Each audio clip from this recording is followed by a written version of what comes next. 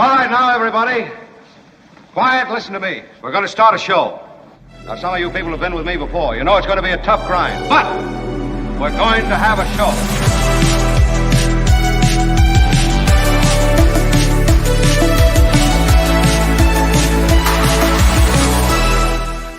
And it is another show. Should be really great today with David Katz stopping through. We've got the full team in place. Albert is in his thank you. lifeguard chair. Kim is in her news center. Kim, how are you? Yes. Do you know who I am? I'm kind of a big deal. I am a big deal, as you're aware, and I am in my spot as we ride herd over many things. Yeah, we'll talk a little about the new election modeling, which is troubling, honestly, but it's kind of in that place where I've seen and heard both sides, so I'll give you a little bit about that.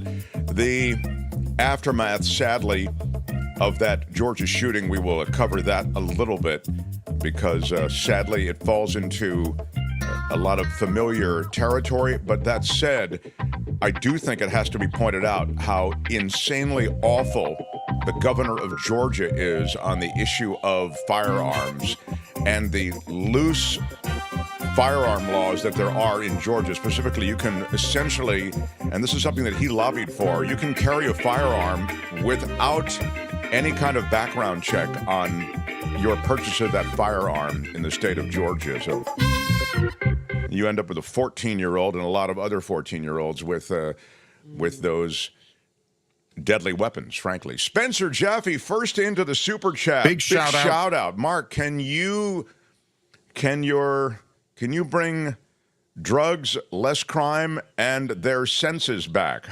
Sure. Have you ever been a member of the Chinese Communist Party? I don't know what I can do. I will do all I can, you know. I am I'm one man.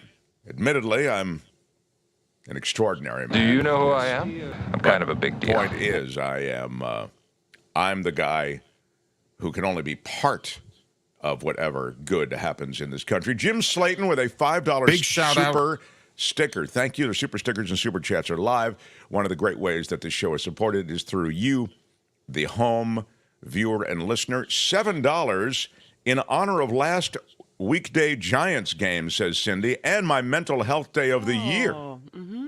And I love hearing Cats on the replay. Yeah, well, big shout out. Big shout out to you, Cindy, and thank you. What a good idea to have a mental health day. I think I need more than one a year, but I like that it's tied to something. In this case, the Giants.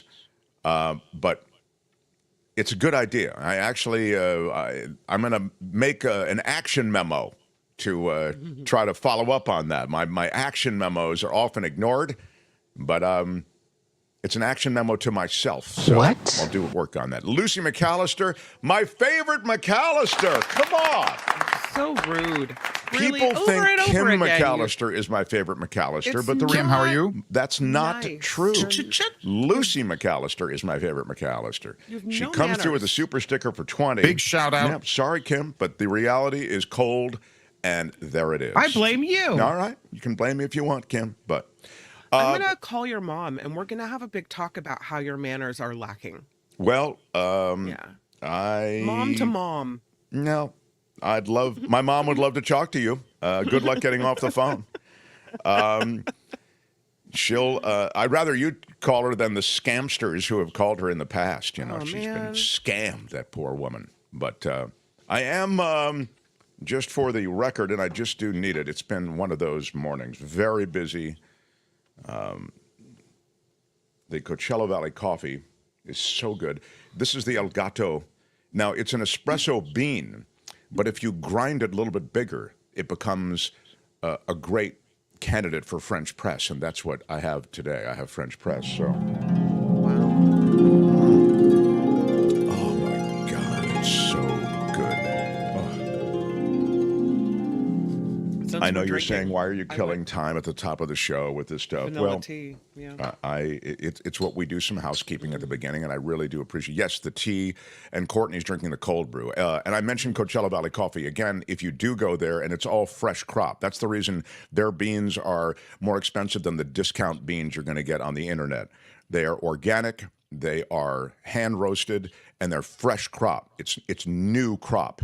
It's not stuff that's been sitting around a few months that's been discounted because they're trying to move it out the door. So anyway, anything you get on their site, it's CoachellaValleyCoffee.com. Use our discount code MarkT because that's a great way to get 10% off because you're a listener, viewer of the show. So bravo on that. The Mark Thompson Show. Look how nice people are. I am the numero uno McAllister. I don't know who's saying that, but it's That's nobody Julie. important. Well, nobody important Julie is is saying very important. See, your manners are lacking. it. Ricky no says one. it's the no. Kim McAllister show featuring Mark Thompson. No, that's great. See, you can this- tell yourself that in the mirror. This I can but, get behind. Sorry. This is fantastic. I mean, Thank Whoever you. is producing this thing Thank you for the has love. no idea what they're doing. Thank you, The kindness. because if whoever is producing this thing has no idea what they're doing, because they allowed Kim to post those comments, which go against your leader, and it's really wrong. And if that's Albert, I think we'll have a meeting after the show. Actually, I have no time for a meeting after the show today. Now, Oh, really? yeah, I have no. Fantastic to hear. It's really. Oh my God. Can we settle? I was trying to read you.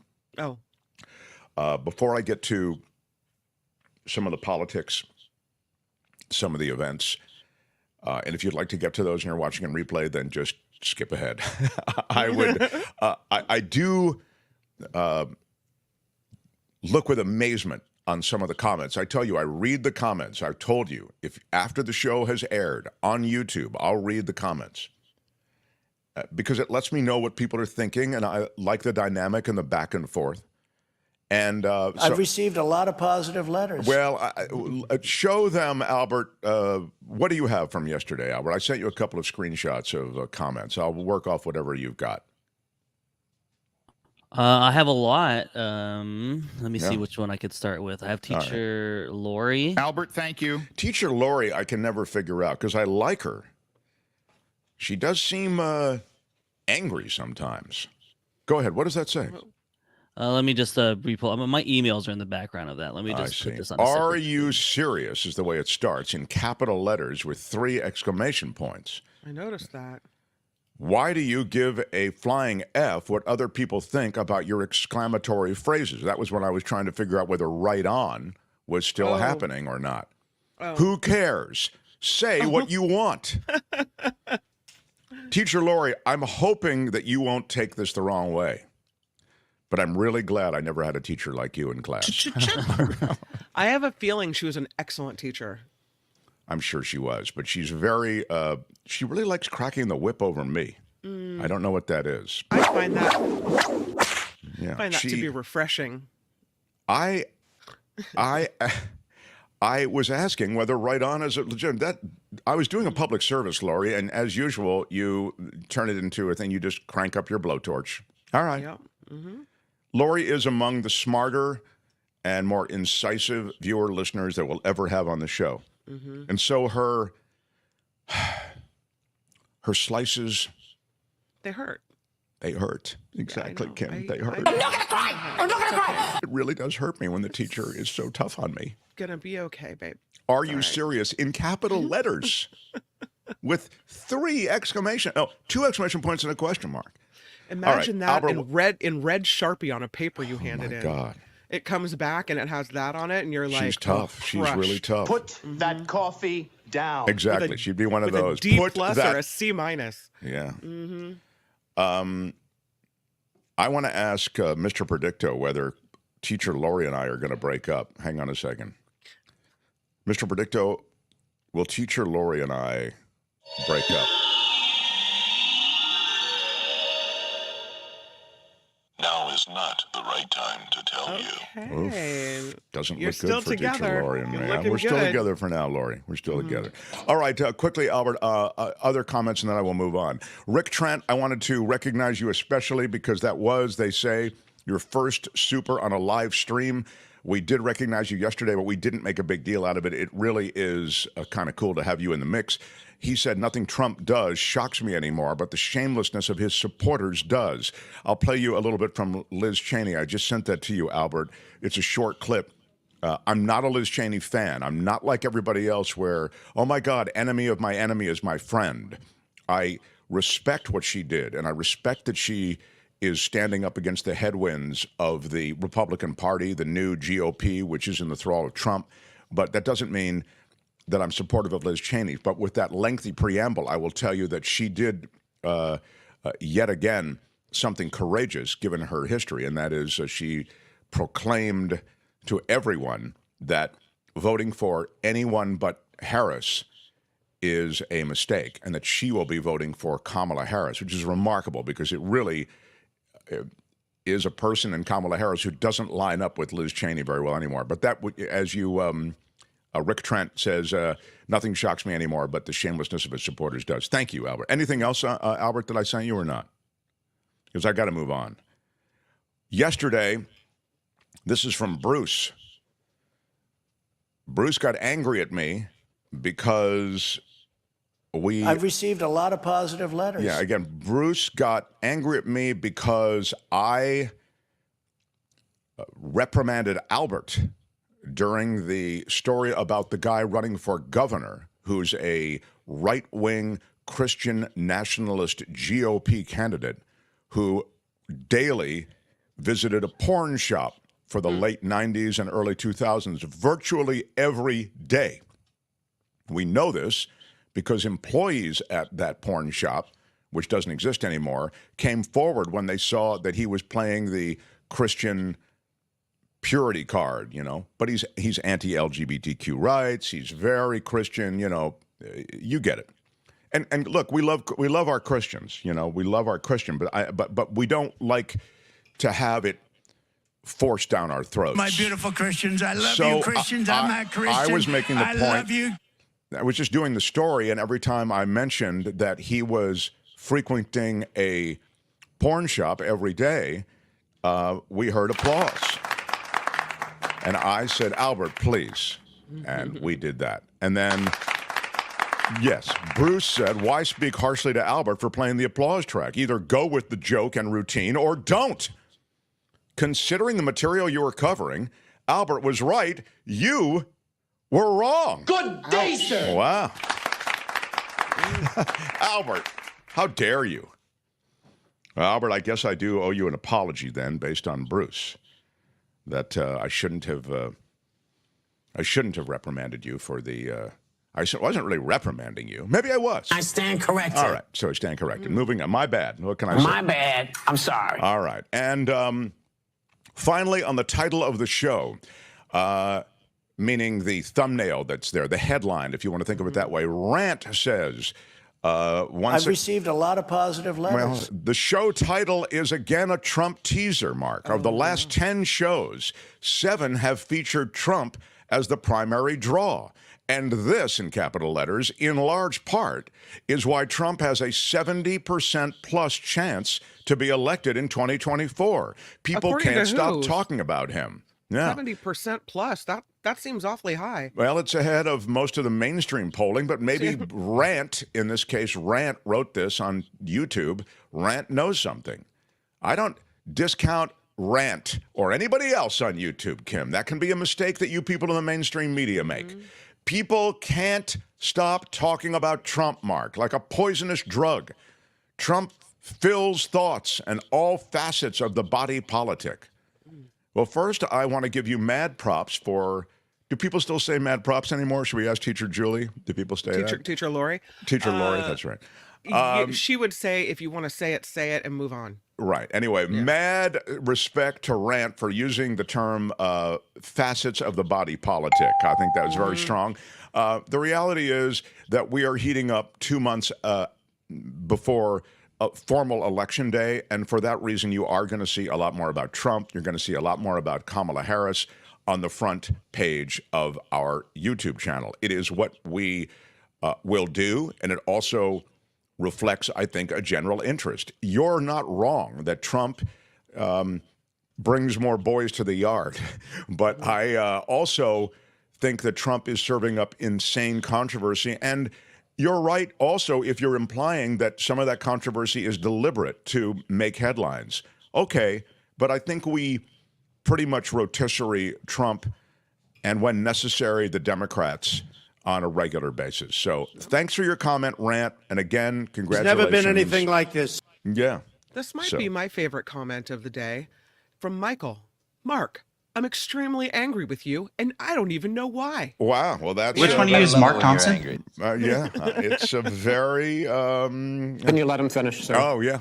Maybe he has more. But look, Becky says people like Liz and Adam Kinzinger aren't talking to Dems. They're talking to traditionally GOP voters. We don't have to like them for trying to persuade others to vote against Trump this election. You know what, Becky? You're right. And I would say maybe I'll tell you how right you are. I think you're more right than I am to point out that I disagree with Liz Cheney. So in that sense, this is a legit apology for going off a little bit on Liz Cheney. My bad. I'm sorry. I think Becky is right. She's talking to the GOP.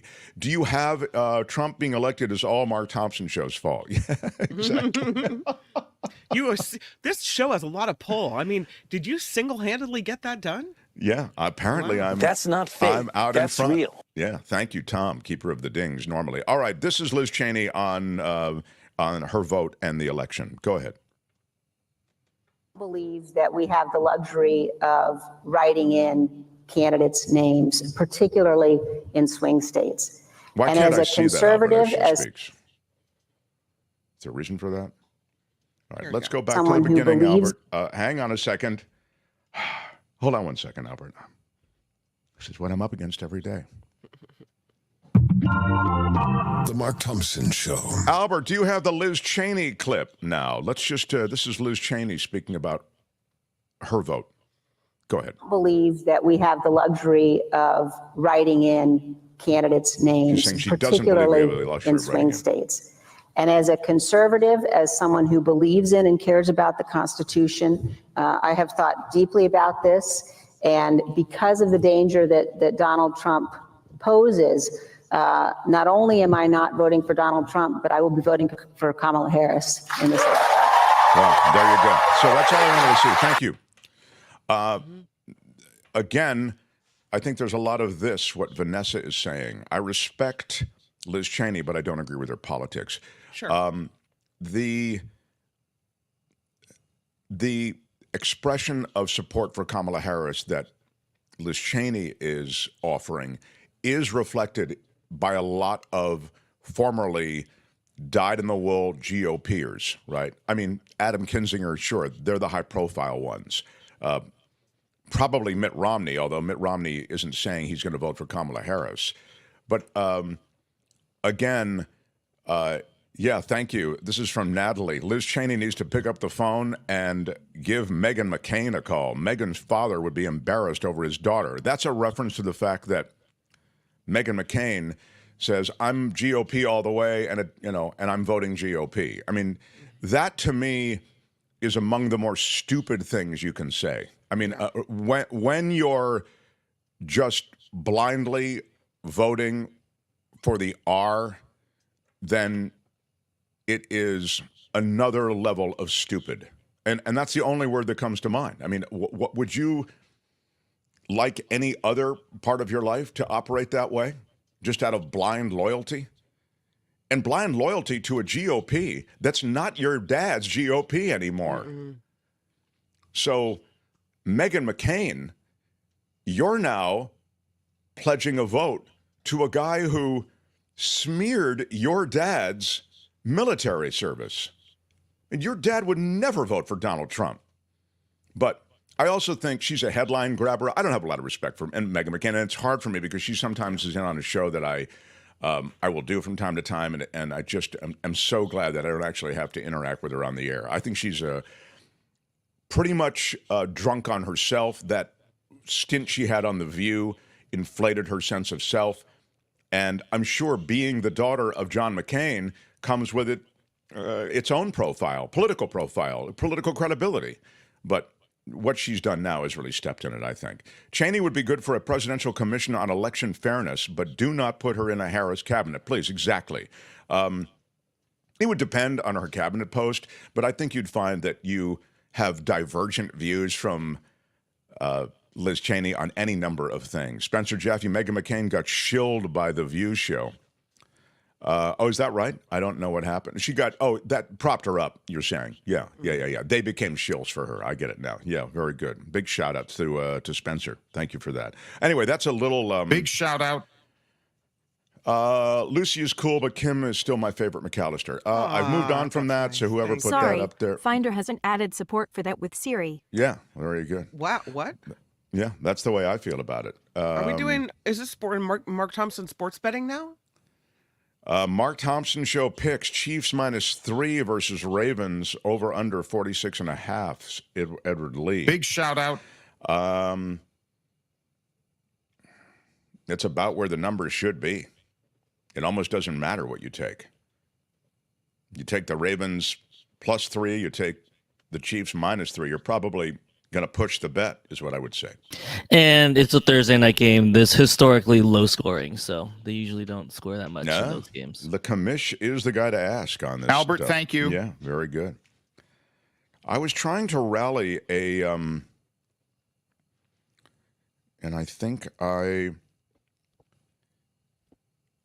While you look for that, let me tell you about how moved I was yesterday when Vice President Harris was speaking in Georgia, and she was talking about, she said, she pulled a Trump and said, I'm going to go off script, right? I'm going to go off prompter. And then she talked about the shooting in Georgia yesterday, and I don't know if this was really off cuff or if it was something they'd planned ahead of time, but she had this line that she repeated that it's one of these things I thought, I have been waiting for someone to say this over and over again. I've just been waiting for this. And she talked about how parents shouldn't have to send their kids to school and wonder if they're, going to end up coming home alive or not. And she said, the line is, it doesn't have to be this way. And she said it, she would say something outrageous that actually happens and say, it doesn't have to be this way. Yeah. And it was just this powerful off the cuff moment that I was moved by. And I thought, what an amazing campaign speech that was from the heart. Yeah, and the "it doesn't have to be this way" is terrific on that issue. Mm-hmm. Certainly to a Democratic crowd too. Just because you mentioned it, the Republican governor, really doesn't do anything there in the state of Georgia to keep those kids safe from gun violence. The interview that he did, I think he did an interview with a young teen in a campaign ad. He's sort of doing this. This is Brian Kemp, the Republican governor. He's holding a gun, a rifle, long gun, and the head of the rifle is pointed toward the teenager who's interviewing him. It's crazy.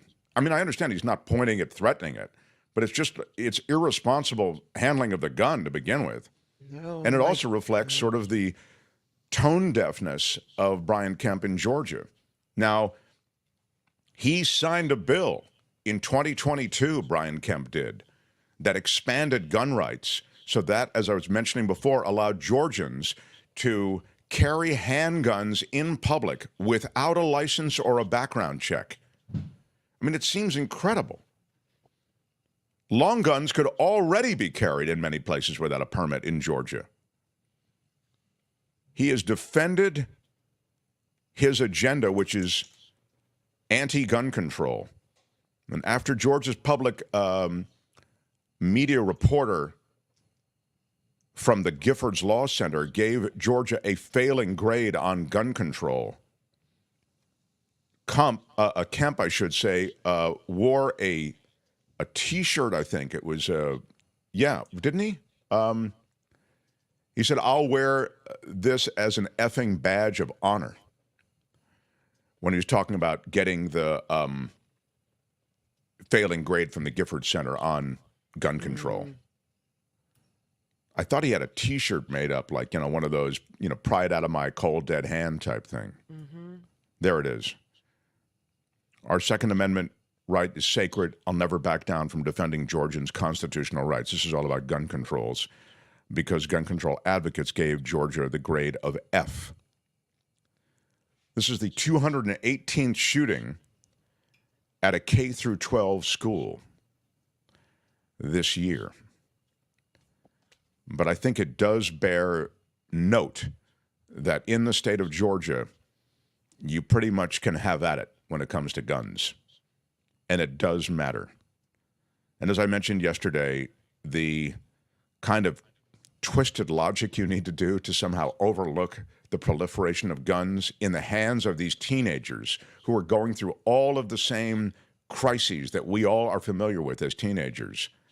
The kind of leap you have to make to get over the problem with the guns to get to whatever other problem you want to point to, that's a pretty big leap.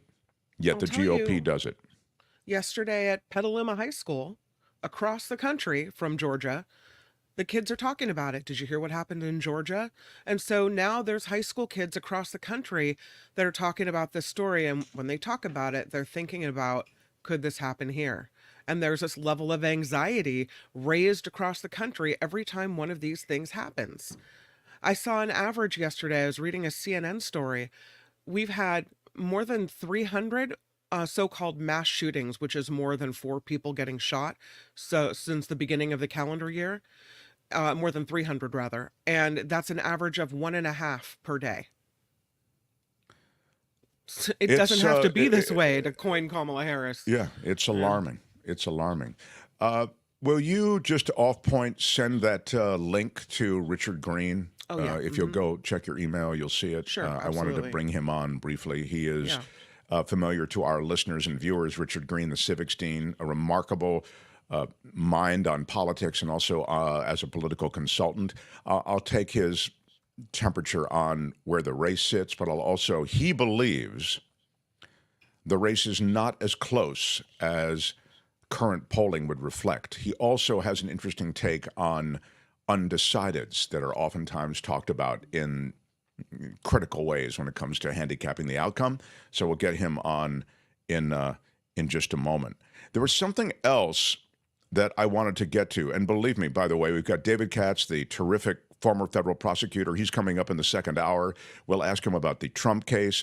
We'll ask him about Russia. They just prosecuted they've yet to prosecute. They've just charged, so poised for prosecution against these people who were essentially doing stuff on behalf of the Russians in this country with a Russian media company. Russia dumped a bunch of money down on influencers to push a GOP right-wing agenda, and some of the people, at least 2 of the people involved in that effort, are being prosecuted by the federal government. I'm going to ask David Katz to talk about that. And oddly enough, or eerily enough, David Katz has experience in this area that he can, I think, really shed some light on that in the second hour that we probably won't be able to get anywhere else. So that's still to come. Tell me when Richard Greene gets here, if you would, and please take hold of that that conversation, if you would, with Richard Greene there on email. While Kim does that, I wanted you to see something else. Albert, did you get? I know you did get it because I think I saw it in the before we went on. There's a myth. And it's a pretty significant myth, and it's being repeated by all of the surrogates for Donald Trump. And I'll tell you what. The Mark Thompson Show. I'll tell you what the myth is that's being repeated by very high-profile surrogates like Tulsi Gabbard. Remember, I've told you, Tulsi Gabbard has been dining out on her military service and her newfound pacifism associated with, anyway, ending the forever wars. I mean, no candidate is for the forever wars, but she's able to prosecute the case that somehow Donald Trump didn't have any wars under his watch and is somehow better for the prospects of peace worldwide than is Kamala Harris. It's I believe it's bankrupt of any credibility, this argument, but she does make the argument in this scarily credible way. In other words, I've told you before, I think Tulsi Gabbard, she's singular. This is her big issue, and as I've suggested, she's been dining out on it for a while. But she does make the case powerfully. And then I've heard that case made by others. That talking point is picked up by others. And because of that, and we talk about some of the militarism, the taking out of Soleimani, the situation in Yemen, the pulling out of northern Syria, et cetera. And again,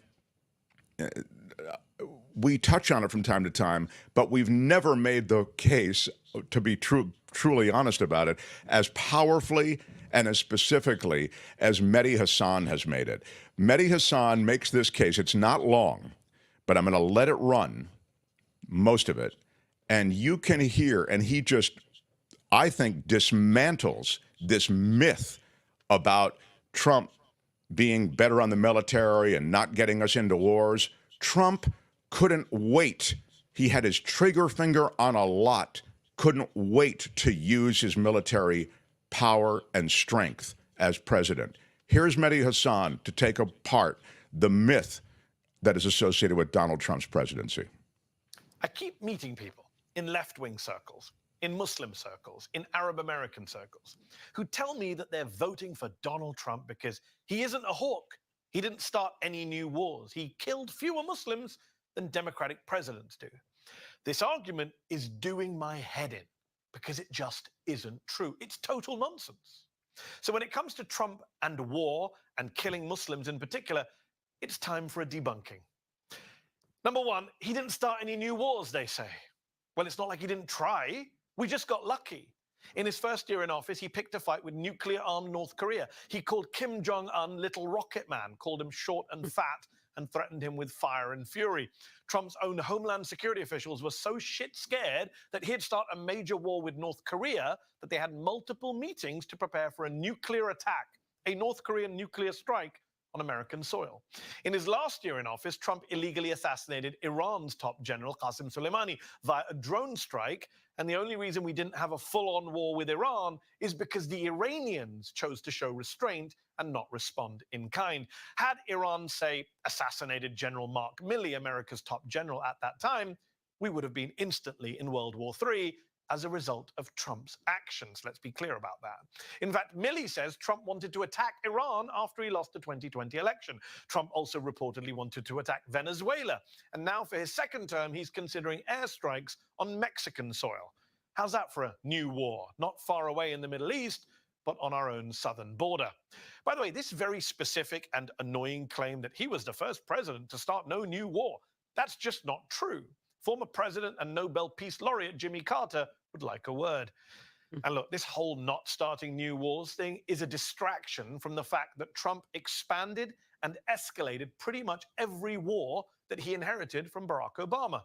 Remember, Obama famously didn't bomb the Assad government in Syria, but Trump did in 2017 and again in 2018. Obama didn't drop the single biggest bomb on Afghanistan, the mother of all bombs, the Moab, but Trump did. In fact, the number of Afghan civilians killed by airstrikes on Trump's watch went up 330%. And as writer Ben Krause points out, quote, there were more civilian deaths from airstrikes in Somalia under Trump than under Bush and Obama combined. Trump also oversaw a 200% increase in airstrike deaths in Iraq and Syria. Number two, well, at least he wasn't a drone president, they say, like Obama was. Look, Obama was indeed a drone president who killed a lot of innocent people with drone strikes. But you know who was a bigger drone president? Donald Trump. Yeah, you just haven't heard about it because much of our media is a joke and because both Muslims and the left, for some reason, have given Trump a pass on this issue. Here are the facts that you need to know. Donald Trump did more drone strikes in his first 2 years in office than Barack Obama carried out over 8 years in office. In fact, Trump didn't just do more drone strikes, he loosened all restrictions on drone strikes, making it even easier to kill innocent civilians. And it was Joe Biden, for all his sins on Gaza, who came along and almost ended the drone war without much fanfare and without much credit. Number three, well, at least Trump didn't do a genocide like Biden did in Gaza. Yes, he did. Yes, He did in Yemen. How have we just forgotten the Yemen genocide with tens of thousands of deaths, thousands of kids killed, and a man-made famine? It started on Obama's watch, yes, but in 2018, it was President Trump who oversaw the Yemen war's deadliest and most violent year up until that point. It was Trump who was in charge when a US-made bomb was dropped on a school bus full of Yemeni kids. And it was Trump, like Biden with Israel, who bypassed Congress to get weapons and bombs to his pal MBS in Saudi Arabia, which were then used to kill even more innocent Yemenis en masse. So when you say Trump didn't do a genocide, didn't mass kill Muslims, you're erasing the people of Yemen, and you should really be ashamed of yourself. To be clear, Trump did try and start new wars, expanded old wars, increased drone strikes, and helped do a genocide in the Middle East. He also supported the invasion of Iraq, wanted America to steal Iraq's oil, and pardoned and praised American soldiers convicted of war crimes in Iraq. He's the president who ramped up the defense budget and surrounded himself with neocon hawks like Mike Pompeo, Mike Pence, Nikki Haley, and John Bloody Bolton. And he's the presidential candidate now who is surrounding himself again with hawks, China hawks, who would love nothing more than a new American war with the nuclear-armed People's Republic. So, Donald the Dove? No, that's ridiculous. It's perhaps the biggest, most annoying, and most demonstrable lie in American politics right now. Don't fall for it. Terrific. Absolutely terrific. That's Mehdi Hasan. And as I say, he dismantles the myth. We take shots at it, dismantling little bits and pieces here and there along the way, but that was the whole act. And you knew it on some level, but to have it detailed like that in a concise way, terrific. Mehdi Hasan, good stuff. The Mark Thompson Show. This guy is a great political analyst. He's also served as a political consultant. We get a visit from him from time to time. I wish we had more visits from him. How about it for the great Richard Greene, the Civics Dean? What's up, Richard Greene, the Civics Dean? So, Hey, I look at these polls every day. There's a new Nate Silver, offering every few hours, and, these swing states and swing voters that are going to affect this election, and sadly, this electoral college, which we are slave to.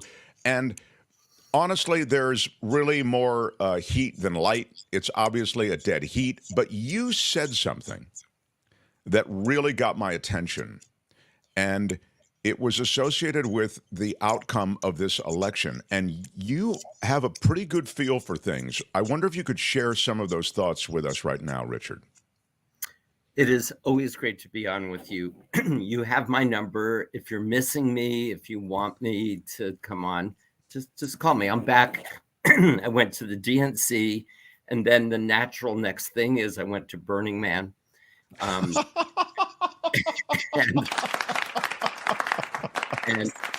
which is a whole nother show. And then I went to the US Open for my annual daddy-daughter tennis. Oh, that's terrific. I've just been watching on television. I love the US Open. Love it. It is my distraction from politics. Although I love the game, not just of tennis, of politics. I think we are likely, and I hate to, again, anything can happen, right? James Comey comes out with we're going to reinvestigate Hillary Clinton a few days before the election and changes the election in 2016. So anybody who tells you they know for sure what's going on is full of it. It's impossible to know what's going to happen, right?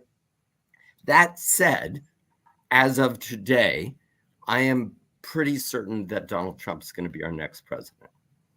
And now, show us the math on that. Yeah, well, there's a lot of reasons. Number one, I am deeply concerned. I was at the DNC. It was like Woodstock. It was incredible, peace and love, and people were so excited. And Kamala, she had a great speech, and everybody else had great speeches, and people loved Tim Walz. They loved Tim Walz's kid. It opened everybody's hearts up, and then we got to see Ann Coulter and the Republicans bash this kid for expressing pure, unadulterated love. like we've never seen in a political event in American history, that somehow is weird. I mean, it just, the values between the Republicans and Democrats were on such high display. But she's fucking tied. After all of that, and after J.D. Vance, and after the craziness and everything, it's like people just love their Donald Trump. And the only way we move forward, it's not going to be the swing voters. How many swing voters are there? What, like 11 in the whole country? I mean, people have pretty much made up their mind. There's going to be 80 to 100 million non-voters, including people that every single person watching this and listening to this knows. You know, your kids, their friends, your brother, your sister, whatever. I'm just sick of it. I don't really like Kamala, but I can't vote for Trump. I'm going to stay home, right? That's the audience. That's the cohort of Americans that are desperately needed for us to win this. And if we can get the non-voters who don't understand enough about the threat of another Donald Trump presidency. And by the way, there was a fantastic piece that you played by Mehdi, you know, and because everybody says that to me, oh, you know, we don't want World War III, and Trump has kept us out of wars, and he would have stopped Putin from invading Ukraine, which is BS. He would have stopped Hamas.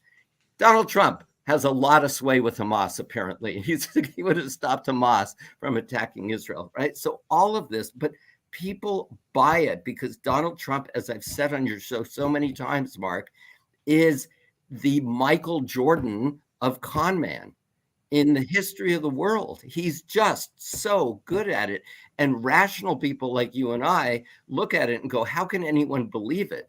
But he goes deep into people's subconscious. So first of all, I'm concerned about the lack of bounce from the convention, the fact that we're tied in the swing states. Secondly, neither party got the bounce though, Richard. I know, but we had every reason to have a bounce. You're saying the momentum was clearly there with the Democrats and there should have been a bounce? Okay. Well, I mean, imagine, so we don't get a bounce with Kamala. Imagine if the 81-year-old guy was still there.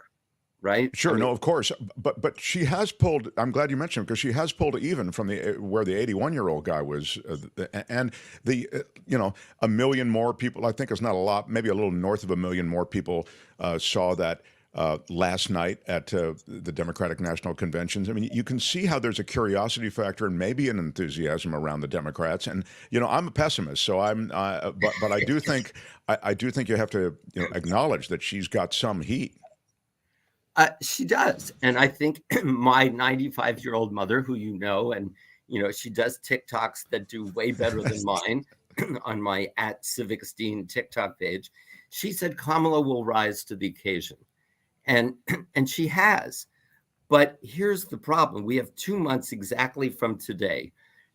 I predicted a long time ago that regardless who the opponent was going to be, that Trump was going to run the dirtiest, most vicious campaign that made the Willie Horton kinds of approach. Remember Willie Horton? Sure.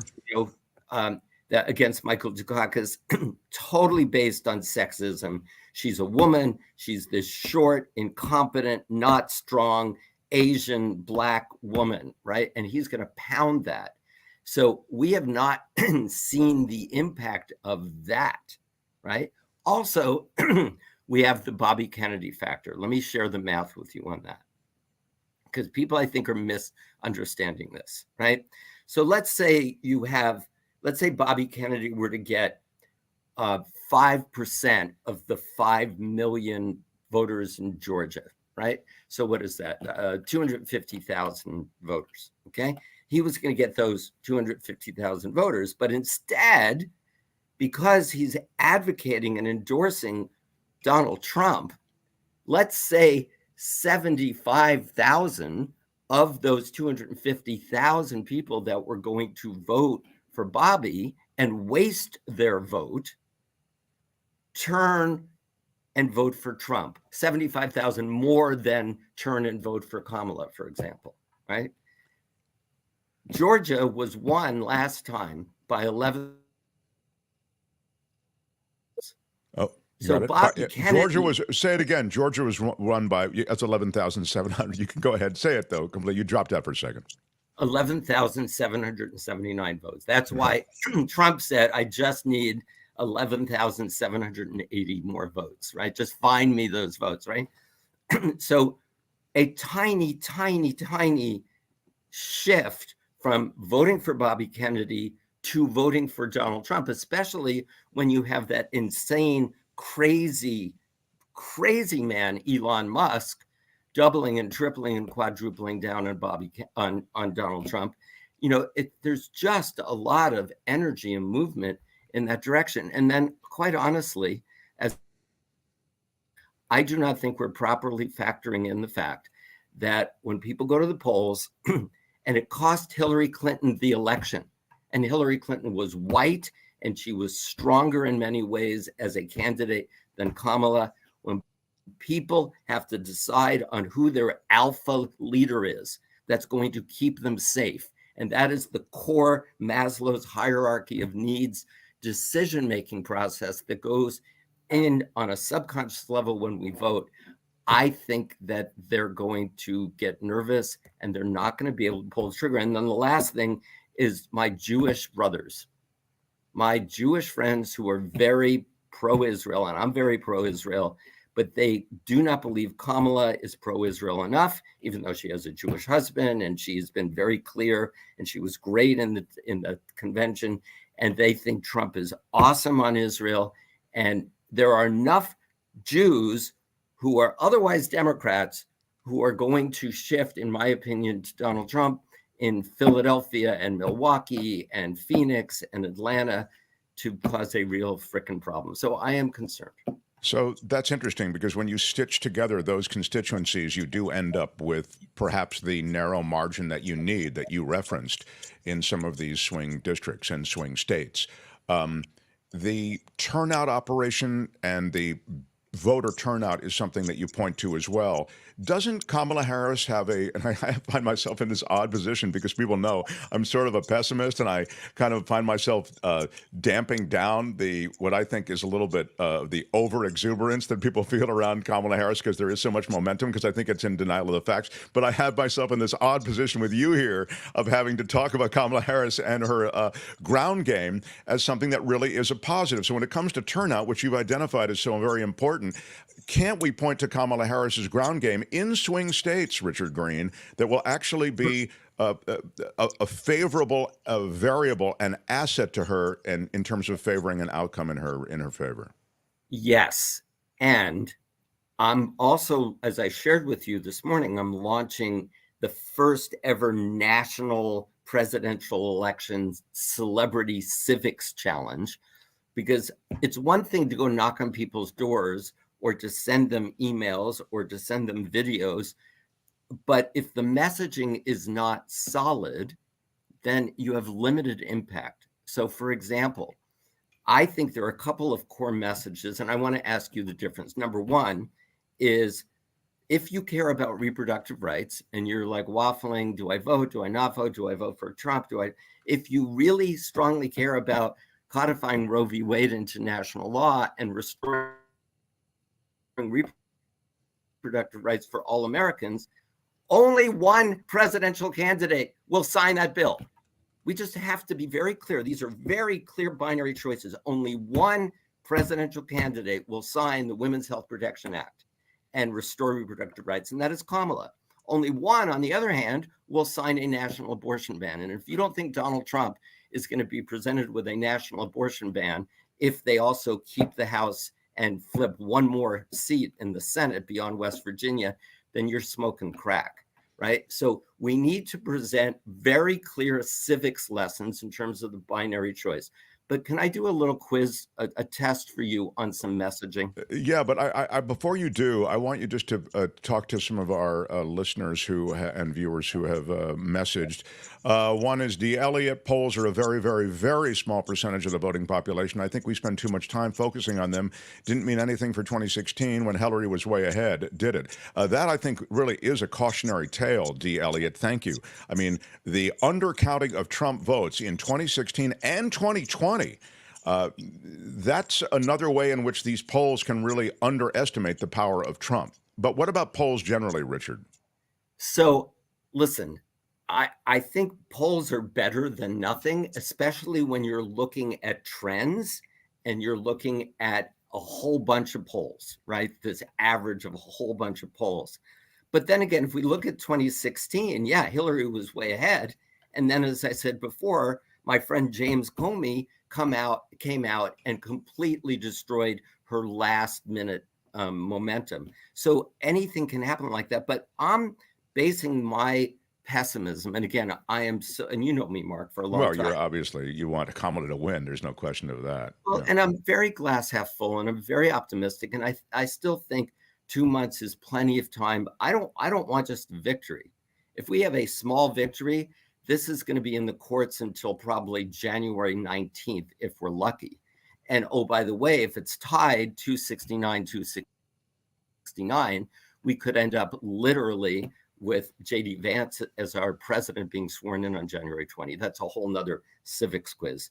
But I've just been shocked by smart people I know who don't want to vote for Kamala, who really have been able to let go of everything Mehdi Hassan said, everything we've seen Donald Trump do over the last 9 years, and they just love the guy. I do believe he's sold to the devil, and he has an influence. Let me point to a constituency. I know Richard's internet signal is a little in and out, but I do want to. I want you to look at this from Brian. Trump loses 75% of the ovary vote, is what Brian Jennings calls it. He'll lose by 20 million this time, he says. Well, that overstates it in every way, even the verbiage. But what about the women who do get it, Richard? Can't they seriously influence the outcome of this election? Of course, right? Of course, the women who went out and voted for these abortion initiatives in Ohio and Kansas and whatever, that is massive. But let me address his name, Brian. Joe Biden won by 7 million. I'm sorry. Can you hear me? Yeah, I can. Go. You're just a little in and out. Go ahead. Yeah. Go ahead. Joe Biden won by 7 million votes in 2020, but he ultimately ended up winning because of this stupid electoral college by 42,880 votes. You know why? Because literally every single one of the million votes that he won by in the popular vote came from California. So we wasted 6,999,999 votes. And that's what's scary about it. You cannot look at the national polling. So here's the question. Speaking of women's reproductive rights, here's two side-by-side messages. If you're Colin Allred, for example, and you are trying to flip Texas from red, Ted Cruz, red to blue, and you say, hi, my name is Colin Allred, and I'm running for Senate in Texas, and I strongly believe in a woman's right to choose. And if elected, I will go back to the United States Senate and fight as hard as I can to codify Roe v. Wade and restore women's reproductive rights, and Ted Cruz will not.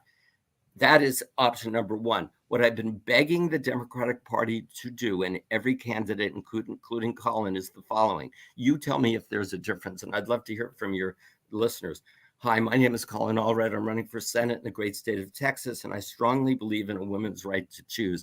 And I wanted you to know that we are one United States senator short of passing the bill to codify Roe v. Wade and immediately restore reproductive rights.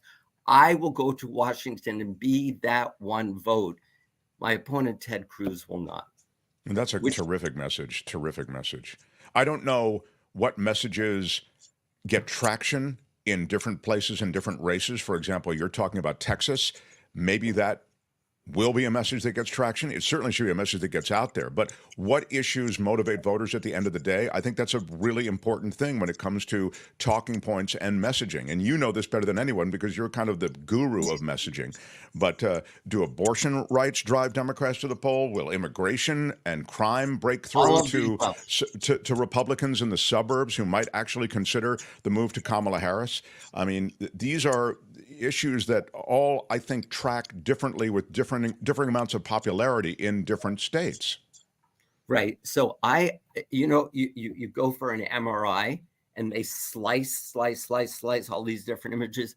I believe we should have an MRI micro engagement approach that's focused on all of these. I think it's BS to say, oh, here, this is the issue. No, like you and I care deeply about animal rights, right? I mean, that's an issue that would motivate some people to vote, or it could be environment, or it could be, look at what happened, in Georgia last night, yesterday with the guns. It could be assault weapons. But the point is, we are 4 Democrats away in the House of Representatives from passing any and all of these things. And right now, only 1 Democrat away in the Senate and a president. That, I think, is the most powerful message just in general, because the things that you mentioned, animal rights, gun rights, et cetera, I don't think they track. I think I mean, I'm not saying they're not important. They're hugely important. But I'm saying that immigration, economy, these are the things that track. And I love the other thing that you mentioned, which is just the je ne sais quoi. I don't know what it is. He just seems like a stronger guy, the alpha leader. That's BS, but it's real. It's the reptilian brain thing, For example, in the sit down with Dana Bash, the visual optics were terrible. I said the same thing. Tim Walz looked like a giant, and she looks like a free sample. It was crazy. It was awful. How could her staff not be aware of those things? Because in human communication, body language is actually 55% of the impact you make. And the fact that you are so handsome and you're so authoritative in how you speak, that's why you're the great Mark Thompson. Oh, you're talking about me then? I thank you very much. I didn't want to let that comment. But last thing, just on that, and then I've got to let you go, but you're so great, and I will put the bat beam up a little bit more frequently so you'll come visit again soon. But what I did want to ask you about was something you've just said, which is the way you speak, the way you look. In the case of that interview, she looked diminished because of her size. It was nothing she did. She had no control over that. It's just the way CNN set it up. A phone book, a pillow. Yeah, but right. Let her sit on something. I couldn't agree more. That said, we've got a debate coming up. The new debate structure will be similar to the old debate structure, okay? Muted microphones while the other person is speaking. Trump will have a fire hose of lies coming out, of course, and your ability to check those lies is somewhat limited in real time. Plus, you want to get out your message if you're Kamala Harris. How do you handicap that, and what would be your strategy going forward, given what you know to be the debate rules? So, again, I'm going to give you the statistic. Body language is 55% of how human beings communicate. Voice tone, having authority, certainty, punctuation at the appropriate, authentic times, is 38%. Words are only 7%. I honestly don't care about policies as much as everyone does. Right now, it's a bidding war. I'll do $50,000 for your home loans. I'll pay for your IVF. I mean, it's all bullshit, unless you actually elect enough people who actually believe in that. So, but what people are going to come away with is, and the reason Joe Biden had to drop out, he did not look presidential. He did not look strong. Kamala needs to look decisive, authoritative, alpha female, and strong, and not try to deliver Hillary Clinton white papers on policies that people just are not moved by because they don't believe it's going to happen. This is interesting. So in a way, you'd say, don't sit there and try to knock down all of his lies. Worry about your communication and the way you're coming across. And if along the way you can take some out, great. But don't make that a priority. Not the content of the lies, but the fact that it's like, Mr. Trump, I'm taking notes here. That is your 17th lie. How many are you going to get this time? You're going to break your record? I mean, things like that where you make the point without getting into the digital detail of it all. Anyway, I love you, man. I know you love you back. Come visit again. As I say, we'll be in touch. And then as to follow up on your other idea, let's follow up off the air. And if I can help, I'm always there for you. So appreciate it. Got it. And if people want to follow me on TikTok, it's @CivicsDean, and go there not just to listen to me, but mainly to to watch my 95-year-old mother who nails it every time. Who is a ping pong champion, I might add. Yes. At Civics Dean there on TikTok. Richard Greene, the Civics Dean. Thanks, buddy. Love it. The Mark Thompson Show. Wow. I'm excited. Good chunk with Richard Greene. You may or may not agree with Richard Greene, but you cannot say that he doesn't have a lot of experience in this area. He does. So I get my head whipped around when he makes a couple of these points. If Kamala has a moment, says James, where she can, quote, alpha female Trump and humiliate him, it would be a game changer.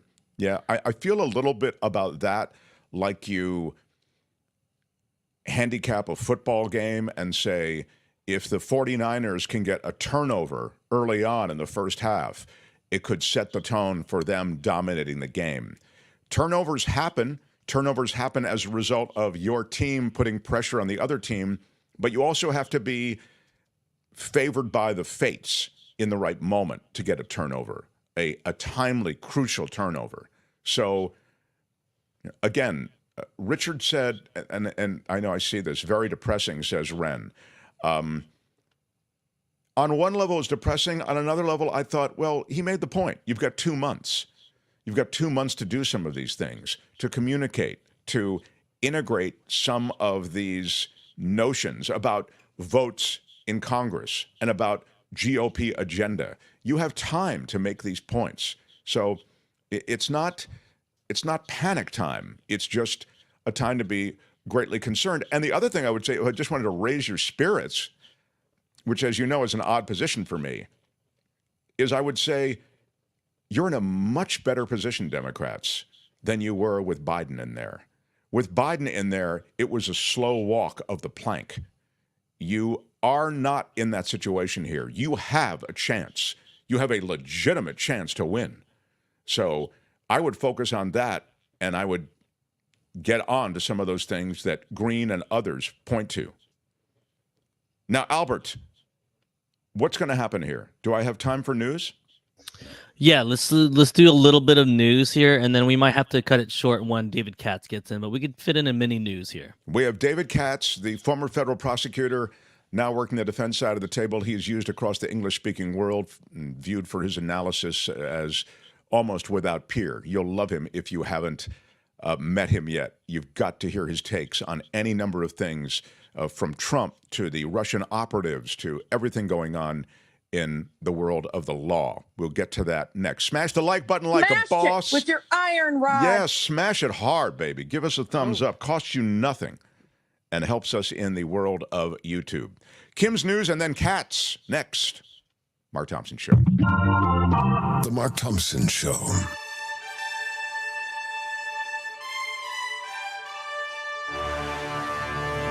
On the Mark Thompson Show, I'm Kim McAllister. This report is sponsored by CoachellaValleyCoffee.com. The suspect in the Georgia school shooting is being charged with murder. This 14-year-old has been charged with 4 counts of felony murder and will appear in court tomorrow morning. He is accused of killing 2 students and 2 teachers at Appalachia High School in Winder, Georgia, located about 50 miles northeast of Atlanta. Here in California, Governor Gavin Newsom is using that school shooting in Georgia to call for an assault weapons ban. He is blasting Republicans for creating a culture where guns are glorified. He was critical of judges who have opposed the state's gun laws, singling out federal judge Roger Benitez. It was just last year Benitez ruled again that the state's decades-old ban on semi-automatic weapons violated the Second Amendment. Former President Trump pleading not guilty to charges from a new indictment in his federal January 6th election interference case. We'll ask David Katz about that, but Trump's lawyers entered the plea on his behalf as he did not attend the hearing. The new indictment from special counsel Jack Smith came after the Supreme Court's ruling that granted Trump immunity from prosecution for official acts taken while president. It narrows the allegations, removing some allegations involving government officials.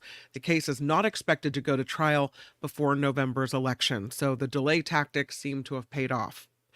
Another legal case coming to the forefront today. Hunter Biden in a surprise move, is changing his plea in his federal tax evasion trial in Los Angeles. The president's son was in court for jury selection when the surprise move, his lawyers made this change of plea to avoid the trial moving forward. It was initially thought to be a guilty plea, but his lawyers clarified it was an Alford plea where he maintains his innocence but accepts that the evidence would probably result in a guilty verdict. Not known if the judge or the prosecution will accept this plea. I am, in view of that story, which I saw today as well, the Alford plea, I want to say this, and I want to say it to David Katz, too. Having Trump and Biden around has made me aware of way more pleas that you can offer in court than I ever thought, right, people?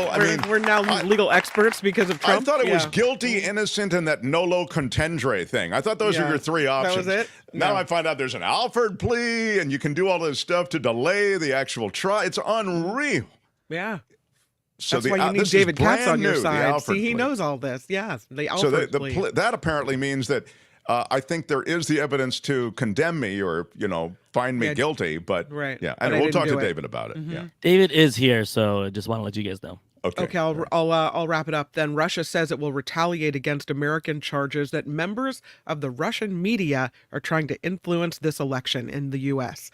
The Biden administration filed money laundering charges yesterday against 2 employees of the RT network, saying they were part of a scheme to hire a U.S. company to produce online content that would influence the presidential election. A spokesperson for Russia's foreign ministry says these charges are part of a plan to purge dissenting voices from the global media landscape. Yeah, we're going to talk to David about that. So, the suspected drunk driver charged in connection with the deaths of NHL star Johnny Gaudreau and his brother Matthew will remain in jail for now. Sean Higgins was in court today for only a few moments when this hearing was postponed by the judge until September 13th. He faces multiple charges, including 2 counts of death by auto. He's accused of hitting the Gaudreau brothers, who were on bicycles a week ago in New Jersey on the eve of their sister's wedding. And PG&E bills. This is Californians rejoice. PG&E bills could increase by an additional $6 a month by the end of the year. California doesn't sound like a lot, but it keeps adding up. Then more and more and more. California regulators would need to approve the company's request to recoup the electricity expenses from recent storms. This comes on the back of a recent 0.5% electricity rate rise and a natural gas charge increase in September. State regulators in California have given the green light for PG&E to raise prices over the last decade. Do they ever not get the green light? They always get the green light. The green light is coming. It's a rubber stamp. Like the only light they have is the green one. Thanks, California Public Utilities Commission. Over the last decade, PG&E electric rates have surged 110%, and that far exceeds the rate of inflation. Lastly, there's a new California home listing creating quite the buzz because half of it is gone. It's missing walls. It's missing a roof. The 1-bedroom, 1-bath property in Monrovia was crushed by a tree in May, and the damage is so bad, the house has been red tagged, so it's unsafe to live in. Despite that, the owner says people are really interested in this property. He's selling this house for $500,000, which is a bargain in Los Angeles County. I've never seen anything like it. Yeah, well, that's right. Yeah. So Trump's not the only guy who can sell that crap. Yeah, good for him. Report sponsored by CoachellaValleyCoffee.com. Don't talk to me that way. Okay. Because they have a huge selection of coffees. That was amazing. very inappropriate. All right, I'm sorry. Amazing teas, which are appropriate. Really quite the treats on this website, CoachellaValleyCoffee.com. Plus, you've got your exclusive 10% discount just for being a Mark Thompson Show listener. Put in Mark T, no spaces, Mark T at checkout. See that 10% fly right off the total and enjoy the good stuff. What are you drinking today? I've got the El Gato Espresso today, but I've ground it for French press. So it's really very, very good. And I encourage everyone to get a little something in your cup. Oh, yes. Pretty special. Oh, yes. You know how I love my Coachella Valley coffee. Mark T is the key, though. Get your 10% off anything on the site. Coffee, tea, merch, if you want to buy it. Anything you want there. Put Mark T and you'll get 10% off. I'm Kim McAllister. CoachellaValleyCoffee.com. Yeah. This is CoachellaValleyCoffee.com. The Mark Thompson Show. Yeah, okay. Well, it's one of those things. Yeah. The Mark Thompson Show. It was great. I loved it. How would you handle this? We could try ignoring it, sir. Morning. Whose show is this? You cannot say you love your country. Where are my weed smokers at? Stay at home and get baked. Yeah, great to be here, and thank you. And there is a new person, amazing tease, says Josh. What kind of site is this? It's Amazing Teas, Teas. That's what it is, Josh. Please, it's not like an OnlyFans. My God, this is how things get perverted in the... Anyway, if you're new here, you are about to enjoy a great treat. This guy is one of the great minds that is tapped across the English-speaking world for his knowledge of the law and his analysis of various legal situations. A lot of them, as you might imagine, over the last couple of years have had to do with Donald Trump, but it extends well beyond Donald Trump. I'm talking about Britain, Australia, New Zealand, and across America. You can find David Katz in many different places, and I'm so grateful that he's generous enough to be with us on Thursdays. How about it for the great David Katz, everyone? Hi, great to be with you, Mark, Tim. Yeah, you know, it's funny. I'll just tell you this one thing, David, because this was a conversation that I didn't even initiate. You were so great to spend time with us in the meetup, and you met a lot of our listeners and viewers. And after the meetup, I was talking to Josh Mankiewicz, the reporter for Dateline. His dad, as you're aware, was the press secretary for RFK Sr., okay, and ran the McGovern campaign. Josh grew up around government and around, I'm making that statement because he's a big-brain guy. So he said, unsolicited, he said, who's that David Katz guy? He's really smart. Well, thank you. Yeah, it was really cool. It completely unsolicited because Mankiewicz was in the meetup as well. So I just thought I'd pass that on to you because it's nice to know you're appreciated by many others who didn't know about you before. Now, just of the moment, David Katz, the U.S. government is charging a Russian-born U.S. citizen and former advisor to Donald Trump's 2016 presidential campaign with working for a sanctioned Russian state television network and laundering the money from that network. They announced these indictments at the Department of Justice, and they're saying that this guy, Dimitri Simes is his name, and his wife got over $1 million in a personal car and driver in exchange for work they did for Russia's Channel 1. They've been doing that work since 2022. The network was sanctioned by the U.S. in 2022 over the Russian invasion of Ukraine. Can you speak to this kind of action, please? I think you've had some experience with it. Well, there are a few things to understand about that case. First of all, these are foreign speakers. RT and the Russian government are not people in the United States. People in the United States would have the right under the First Amendment to probably do a lot of those things. So you might think, well, why don't they have a right to do those things under the First Amendment? Well, one thing is that this country can take action against Russia and against Russian nationals, especially trying to interfere with our U.S. elections in ways that they certainly couldn't take that action against a U.S. company or a U.S. individual. Now, it's true that the person who was charged is a naturalized U.S. citizen. I'm not sure about his wife, but that doesn't matter because even a U.S. Citizen has to report if they're a foreign agent. And in fact, that's what all this controversy has been, part of the controversy about Hunter Biden. So this person and his wife allegedly did not report as foreign agents. And that is why that's a criminal violation, Mark. If the evidence is clear that you're acting as a foreign agent and you don't register, that's a criminal violation. That's why the two of them were charged. They're both apparently in Russia still. They're out of the country. They'll probably never come back. They'll certainly never be sent here by Russia. So it sort of makes a statement, particularly before the election, but it does not result in the arrest and very unlikely to result in the extradition of these two people. Now, the money laundering that they're also charged with is because there are sanctions. Even U.S. citizens cannot work in a conspiracy with people who are under sanctions.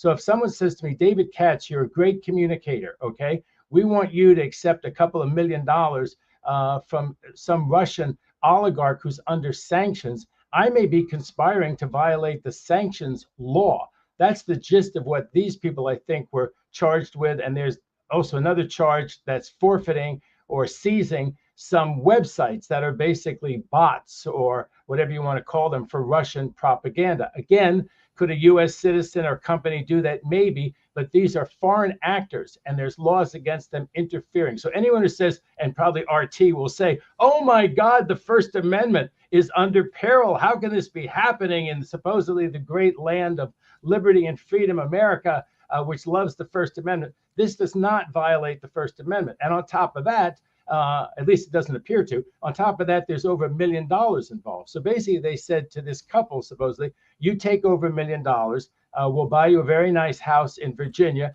and you'll work as our foreign agent, whether you become a naturalized U.S. citizen or not. That's the money laundering, to send the money around in different ways to hide the fact that it's really from Russia and from Russian oligarchs and shouldn't be here interfering with our election. That's fascinating. It's and they consider it interfering with the election, David Katz, because it's disinformation, right?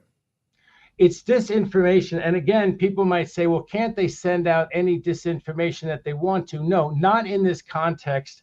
Whether this would hold up as a criminal case, it would be interesting. If I can tell you one anecdote, RT had terrific production values. And so my agent would have different things coming in, as you say, from the entire English-speaking world. I'm bilingual. I was wondering whether I could do some commentary in the Spanish-speaking world. And before you know it, this RT shows up. And a friend of mine at Fox says, oh, my God, that's all slanted propaganda.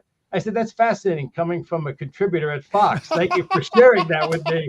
That they're actually on our dials, right, on our mobile devices, are some slanted propaganda, which is not Fox, but which is RT. So I figured I would take the invitation, Mark, and see what it was all about. They had a beautiful building on Wilshire Boulevard. They did a very good show, and I was on as a sort of point counterpoint with a kind of right of center, but very good presenter. And then there was also all these people you see now on Newsmax and on Fox. Right. These were the people that I debated on the show. They had a very robust debate. And I'll tell you this, Mark, the makeup and the quality of the lighting and everything else. I mean, if it's propaganda, Putin and RT knew how to do propaganda. And there was an MSNBC expose of the fact that they really were, no matter whether this was, the show was called News, Views, Hughes. And the presenter was Miss Hughes.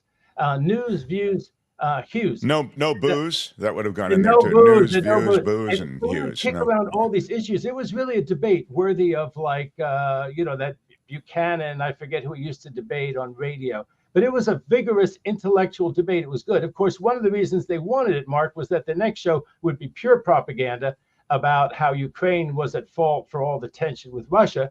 So, of course, they wanted the eyeballs to stick around during our really good, could have been on 60 Minutes debate, to stick around for the one that was purely propaganda that followed. I get it. And RT eventually got sanctioned and is off the air here after the invasion of Ukraine and the horrors that are going on over there. This was all before that. But the story I wanted to tell you was MSNBC did an expose of them and said this station is so slanted. At that point, Biden was at 7% running for president in the 2020 election. MSNBC said this station is so slanted. There have only been 3 positive references to Biden in a month. All 3 were from me, positive references to Biden. And I still think he's going to be one of our really good presidents. Oh, that's really funny. Old as he may be. So that's the saga of RT, long gone. Probably will come, if the thing ever straightens out with Russia, it'll probably come back. And there was a warning on it that said, this is sponsored by the Russian government. But, like I said, that show that I was on was fair. It was good. Both sides of the story, and no insults, but very substantive. It's very interesting you say this because when I was going back frequently to see my mom and dad, and they're living in Washington, D.C., I listened to one station on the radio, and I've been listening to it for years, okay, because I've been going back to see my mom and dad for years in Washington, D.C. and it was RT radio. It's Russian radio. They call it Radio Sputnik, okay? But it's RT, okay? It's just on radio. And it's exactly as David Katz is saying. It's fine. It's almost like listening to any kind of talk radio, but you have to understand you're always going to get that kind of side that you're going to go, it's provocateur oriented. So you're not going to get the mainstream. I loved listening to it, but and the last thing I'll say, and then we'll move on. I know people who have done stuff for RT, and I've asked them point blank, "Are you dealing with Russians? Are you dealing?" They said, "No, I just do my show. The checks come from Moscow, I guess, or something." He said, "I don't know where they come from." But there was a famous comedian from SNL, Dennis Miller, sure. And he was the big star on that show. And one day he took the studio. He was going to pre-record 3 shows. So he had the studio the whole day. So when I walked in there, we couldn't get in the studio. We had to use a side studio, and I had to use a headphone because there was so much clamor and clacking around there. And I looked like Dukakis when he gets in the tank. And all my friends said, "Don't do that thing. You look like Dukakis in the tank."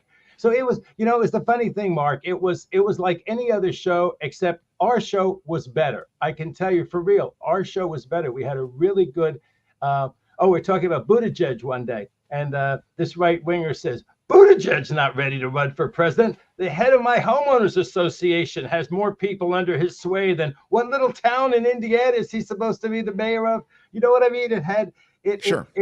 It was clever. It had good back and forth, and there was a good dynamic. Yeah, I've seen a lot of stuff on it, and I watched, as I say, I know people who do stuff for them, and they are all over YouTube. I mean, you can find RT all over YouTube, and people are having their efforts. Some really great progressive minds, particularly, are having their progressive shows underwritten by RT. So those here who are in the progressive wing of the Democratic Party or even the Independent Party, whatever it might be, or who just think in terms of progressive politics, I think you find a lot in the way of RT. Again, there is it's a brushback pitch is what it feels like to me, and you've kind of said the same. It's a legal brushback pitch that they've sent to these people who, again, were not registered. I wonder if you can ask me about, if I can ask you about the Alford plea that we are hearing about now. This is the Hunter Biden plea. I don't even know what this is, David. Before today, I'd never heard of it. Well, this Alford plea is a real thing from the U.S. Supreme Court case called Alford. I think it was North Carolina against Alford. Alford's a guy who's scared he's going to get the death penalty. So he says, if you get rid of the death penalty, I didn't do it, but if you get rid of the death penalty, I'll plead to whatever you want me to plead to. The judge won't accept his plea, and the case goes up to the U.S. because he says that's unconstitutional. You cannot take a plea and sentence somebody who says they're not guilty. And the U.S. Supreme Court said, I think the decisions by White, so it was a long time ago, maybe the 60s, they said, no, this is a thing, the Alford plea, but only if the court wants to accept it. But if the court wants to accept it under the circumstances, it's not unconstitutional by itself. So it's used somewhat in state courts. There's a fair amount of state court people who plead guilty. It's a little bit like no contest. This, like no contest pleas, does have civil collateral consequences. Some people try to get the no contest plea, like let's say there's a drunk driving. They say, I wasn't really drunk. One of the things they want to do is that when the person sues them and says the accident was all their fault civilly, they want to say, even though I pleaded guilty, it was under no contest, and I can contest the civil case against me. There's a lot of cases which say, no, you can't do that. That's kind of inside baseball. But the point of the Alford plea is that the court could accept that plea. I don't see this federal judge accepting it. The time that I was a federal prosecutor, I don't believe we ever accepted one Alford plea in my entire office. And the paradigm, and he may be a little close to the paradigm on a superficial level, because he's supposed to have been drunk and high. And remember, he signed the form that said that he was trying to get a gun, and it said, have you used drugs? And the argument is he used drugs all the time because he used drugs so often. And then he tried to find a period where he was dry. Maybe he wasn't using drugs, and so he'd sign the form at the point, And, there was the thing, does the form mean, are you using drugs now? Are you using it habitually? He tried to present that to the jury in Delaware. The jury found him guilty in a very quick amount of time. This was also the case, Mark, that he's in LA court right now, 2-day federal court, that he could have settled with a misdemeanor and no jail time, along with settling the firearm case, the gun that he possessed for only like 2 weeks, threw away, the famous thing, the laptop, the whole thing. He could have settled both those cases with no jail time, a misdemeanor on one and pretrial diversion on the other. That deal blew up in court last summer. So now he's back in court. But I think the bottom line, Mark, is that the judge is going to say the government does not agree that this should be an Alford plea case. I am not accepting the Alford plea. You could plead guilty like anyone else if you want to, or you could proceed to trial like anyone else if you want to. I think that he'll start the jury trial. At that point, Hunter's going to have to fish or cut bait and enter a guilty plea like a normal person. But the key thing about a guilty plea is that if you don't answer the questions, and you get asked questions like, are you pleading guilty even though you're not really guilty? And if you say, yeah, that's what I'm doing, they're not going to accept your guilty plea. A guilty plea in federal court is a full-throated affirmation agreement that you are indeed guilty, that you have committed beyond a reasonable doubt all the elements charged against you. And one of the elements charged in a tax case is willful, intentional violation of the law. And the reason it's different from this typical Alford situation, the Alford situation is the guy, he's really drunk at a party. Next thing, he wakes up in jail and they tell him, hey, you shot somebody last night. And he says, I really don't remember. I cannot say beyond a reasonable doubt that I did it. I can't say that I'm guilty of this because I was really so passed out. I don't know, maybe I did shoot the guy. And yes, you could plead guilty to aggravated assault or to even maybe attempted murder, saying, I just don't recall it well enough. I think that we also had a case that I saw where somebody has a brain injury between the time of the alleged offense and the time that the case is disposed of in court. And they say, with the brain injury that I had, maybe they had a medical report. I don't want to fight it. I don't want to go to trial. I accept that you can find me guilty. I've seen the police report. I've seen the FBI report if it was a federal case, whatever. But I don't want to go to trial, but I can't make a factual basis. That's not Hunter Biden. As drunk and as high as he might have been during that period of time, these are 3 different years of tax returns. At the time that the deadline ran for filing a tax return, okay, he wasn't so drunk that he didn't think, wow, this is October 15th. This is the extension date. I'm not filing anything. I made a couple of $1 million in gross income. I'm not filing a tax return. And then the next year, the same thing happened. And then some of them are filing false returns. So at the other times when he filed false returns or he signed the return, he was so high he didn't know what he was doing. He's not like the guy who goes to the party and passes out and somebody gets shot and it comes back to his gun and him being the shooter. This is many, many different occasions over a long period of time. Hunter was not that. The judge is not going to accept this as an Alford plea. And I think if I had to do Katsadamas, I think he's going to say, well, I tried to do that. And when the judge doesn't accept the Alford plea, then he's going to actually plead guilty because he seems to really, really want to avoid a trial, which would be very embarrassing. Some people would be called to it. It wouldn't be the president. It wouldn't be the president's close associates. It wouldn't get anywhere on this supposed, China thing they're investigating or Ukraine corruption they're investigating. But he made a lot of money. Hunter Biden did, and he didn't pay tax over a long period of time. And he didn't file proper returns over a long period of time, and he blew deadlines at different times. It doesn't add up. The big Katsadamas prediction is on Hunter Biden that he will be pardoned. And David Katz, as Katsadamas, not only predicted it, but he made all of the clear arguments, showed all the arithmetic to the point that I'm now 100% certain that he will be pardoned. So in a way, David, these are the prelims. This is the dance that's done. And in a sense, it's not relevant to his ultimate outcome. Still, I would say one thing that I thought was, you're so right when you analyze the law and you talk about what judges believe and how you can't make the argument over the 3 years, et cetera. But I also think about Mike Flynn, a guy who makes these pleas in court And then when he gets back out of court onto the stump, he goes, yeah, I just said all that crap so I could get out of court. You know what I mean? So it's an odd place we live in now.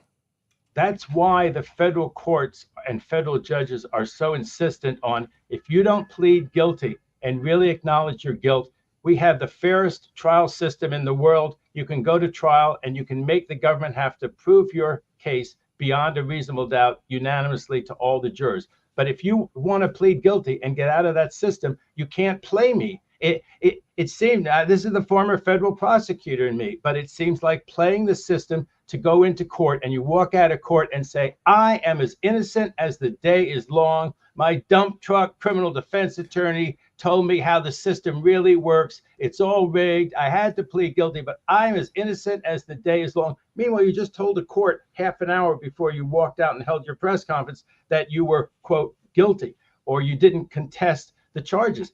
And the federal judges, I think, and the law backs them up, the rules of federal procedure back them up, that they don't have to take a guilty plea from someone who is not unequivocally admitting under oath. You could potentially get prosecuted for perjury. But one of the things that they've done, and we saw Trump play the system for all of these delays, and it was just so aggravating that the federal courts, who are so stringent with other people, seem like they were so lax with Trump and let him delay. Hunter, in his own way, has been trying to delay. And these Alford pleas, if you want the government to agree, they have to be approved by the U.S. attorney himself. They have to be approved by Washington, which obviously takes a while. And I think that, what they're doing is they sprung this on the U.S. Attorney's Office, which, criminal defense attorneys are allowed to do a lot of things and not show their cards. Of course, I'm a criminal defense attorney now. But I think the judge is going to think, you really tried to play me to get this delay. I didn't delay the trial past today. I called in over 100 prospective jurors, people in the community. We're all ready to go. And now you've done something that you think is going to get you another delay. And it may just be a reaction of, no, this is not going to work. You're not going to get another delay. And he'll start picking the jury this afternoon. And as they say, then Hunter and his attorneys will have to fish or cut bait. He enters a guilty plea and fully acknowledges he'll guilt. Either way it goes, though, Mark, if he gets a small delay or he gets no delay and he pleads guilty or he goes to trial, his sentencing will be after November. What's the difference between, we're seeing this in the chat, the commutation of this situation with a guilty plea, whatever it might be, and the pardon of this? The commutation reduces the sentence or eliminates the sentence, okay? But a pardon gets rid of the conviction. Okay. You were convicted once, but you were pardoned. Going forward, you don't have a prior record. Of course, it is what it is for someone as public a figure as Hunter Biden. But it could be significant in some way for getting a loan, voting, whatever the case might be. Oh, absolutely. No, yeah. A pardon. You look at some of the people that Trump gave pardons to. He tried to get, some poor person had been in jail for 30 years. Some African-American person, some poor person, and he trumpeted that, Trump did. But he gave not just commutations to people like that. He gave full pardons to people who've gotten in criminal trouble. Since then, they were ballyhooed at the time, by the New York Times and other press, that these are not people that you would have thought to give pardons to. And of course, some of his cronies, the two Congress members who had first supported Trump, even though they were both duly convicted and they either had lost their appeals or were under appeal. They certainly hadn't won their appeals. He gave both of those former Congress members. Remember, there was one up east somewhere and back east somewhere, and there was one in the San Diego area. He gave them to all of, he gave them to Flynn. Some of them might have been commutations. I think one of them, he knocked out their sentence. They're back working on his campaign, and they're not felons. They're people who have been pardoned, and they're back working on Trump's campaign. Mark Rich is the high-profile example in the Clinton wave of pardons that was really pretty. He was a fraudster, he was a money launderer, he was all of this stuff, and he got a pardon from then President Bill Clinton. It's largely suggested because of connections. It's always going to be connections of some sort that lead to they don't go through stacks and stacks of cases in the Oval Office to figure out who they're going to pardon. It's who's got a real line in. there is a formal pardon procedure where you go through the pardon attorney, and Obama, being an institutionalist and a stickler, he made all of those cases go through. You might have wondered, some of those people who served the really overlong sentences. I mean, you can look at them and say, come on, this guy's still in jail 25 years later for this. You'd think he would have done thousands of them.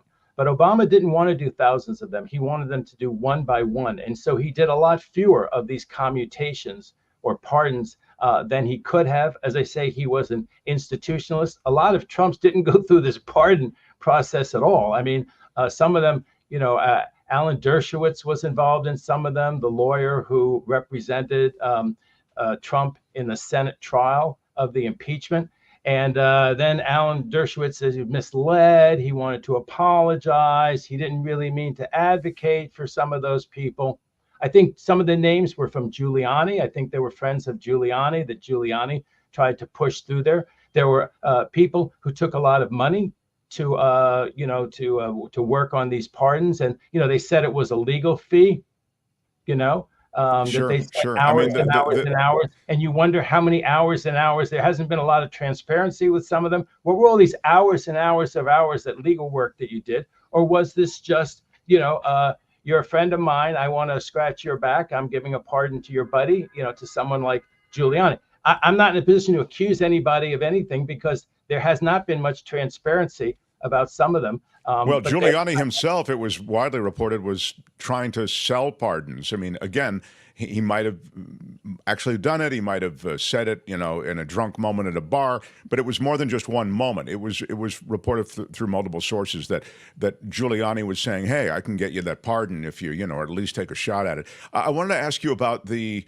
Can I say one last thing about Hunter Biden, which is just that it's normal that a sentencing comes 2 or 2.5 months later. So the fact that his sentencing would end up falling a week or two after the November election is not like something remarkable is happening. But of course, having it fall a week or two after the election means that President Biden can say, look, I know I said I wasn't going to do it, but this and that and the other thing. I mean, he'll have lots of reasons. He'll have reasons he could state. Trump, as I said before, Trump would do the same thing if it was one of his kids.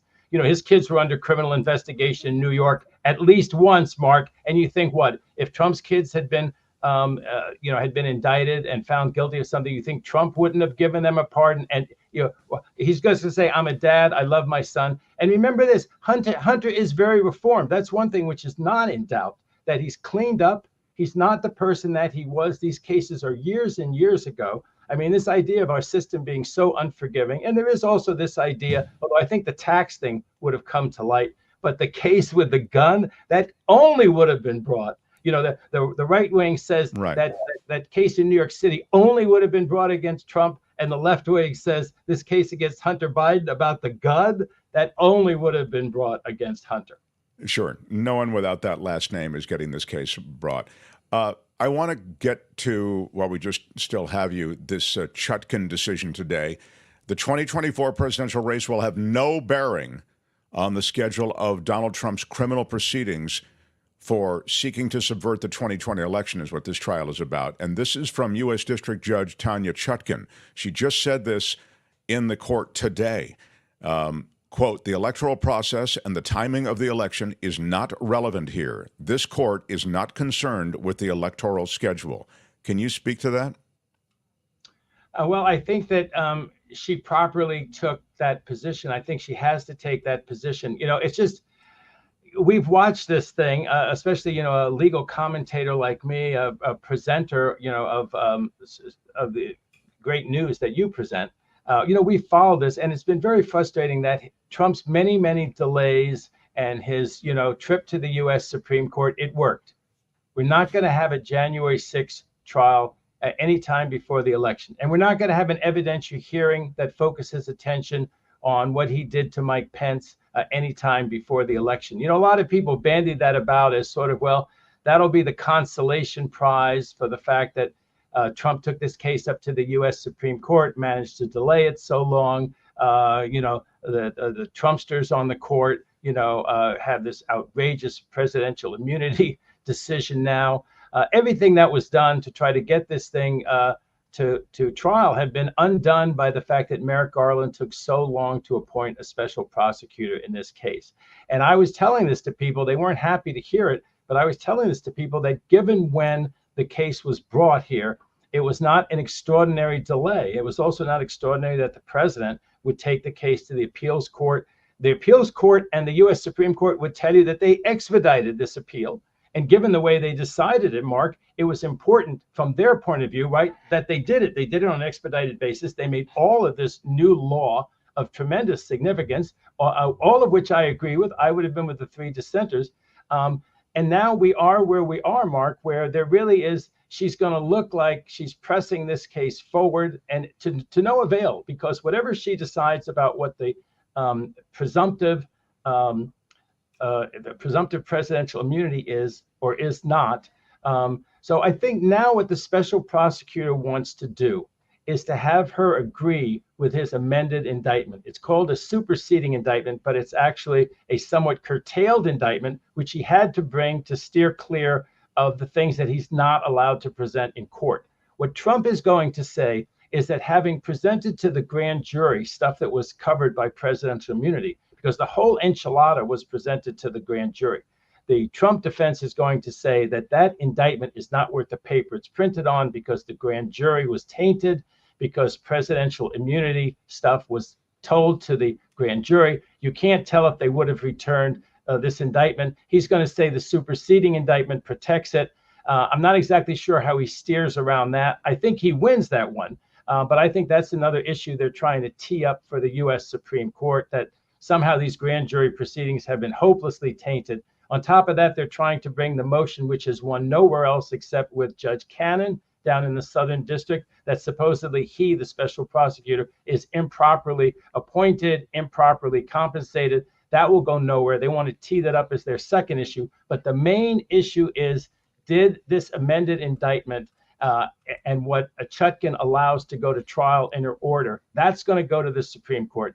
That's going to be the big issue. If they get this case right and Trump doesn't win this election, then there will be a trial that will apparently pass constitutional muster. And when that case goes to trial, I think the evidence against Trump is still overwhelming. But bear in mind, Mark, it's pared back by the fact that one of the gems of the case, one of the awful things that Trump did, was how he didn't tamp down the insurrection once it got going, once they were marauding in the Capitol. That email or that mobile message that he sent out to his followers saying, Trump, saying that Pence let us down, while he could see on TV that they were marauding in the Capitol and threatening the lives of all these people. That's out of the case.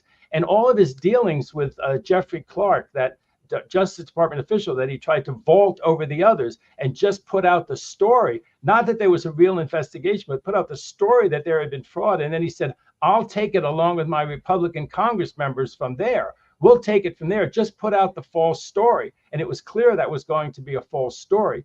But there are still some gems, some things that will survive in the case, and that I think are very strong, and that I think will result in a jury trial conviction. But that won't be for about a year, and that will only happen if Trump doesn't win, as your listeners and viewers know, because he has the power once he appoints a new attorney general to order that attorney general, and that'll be the deal for whoever becomes the attorney general, that attorney general is going to dismiss these charges, not pursue these charges. That'll be the end of the Mar-a-Lago case and this case in their entirety if Trump wins.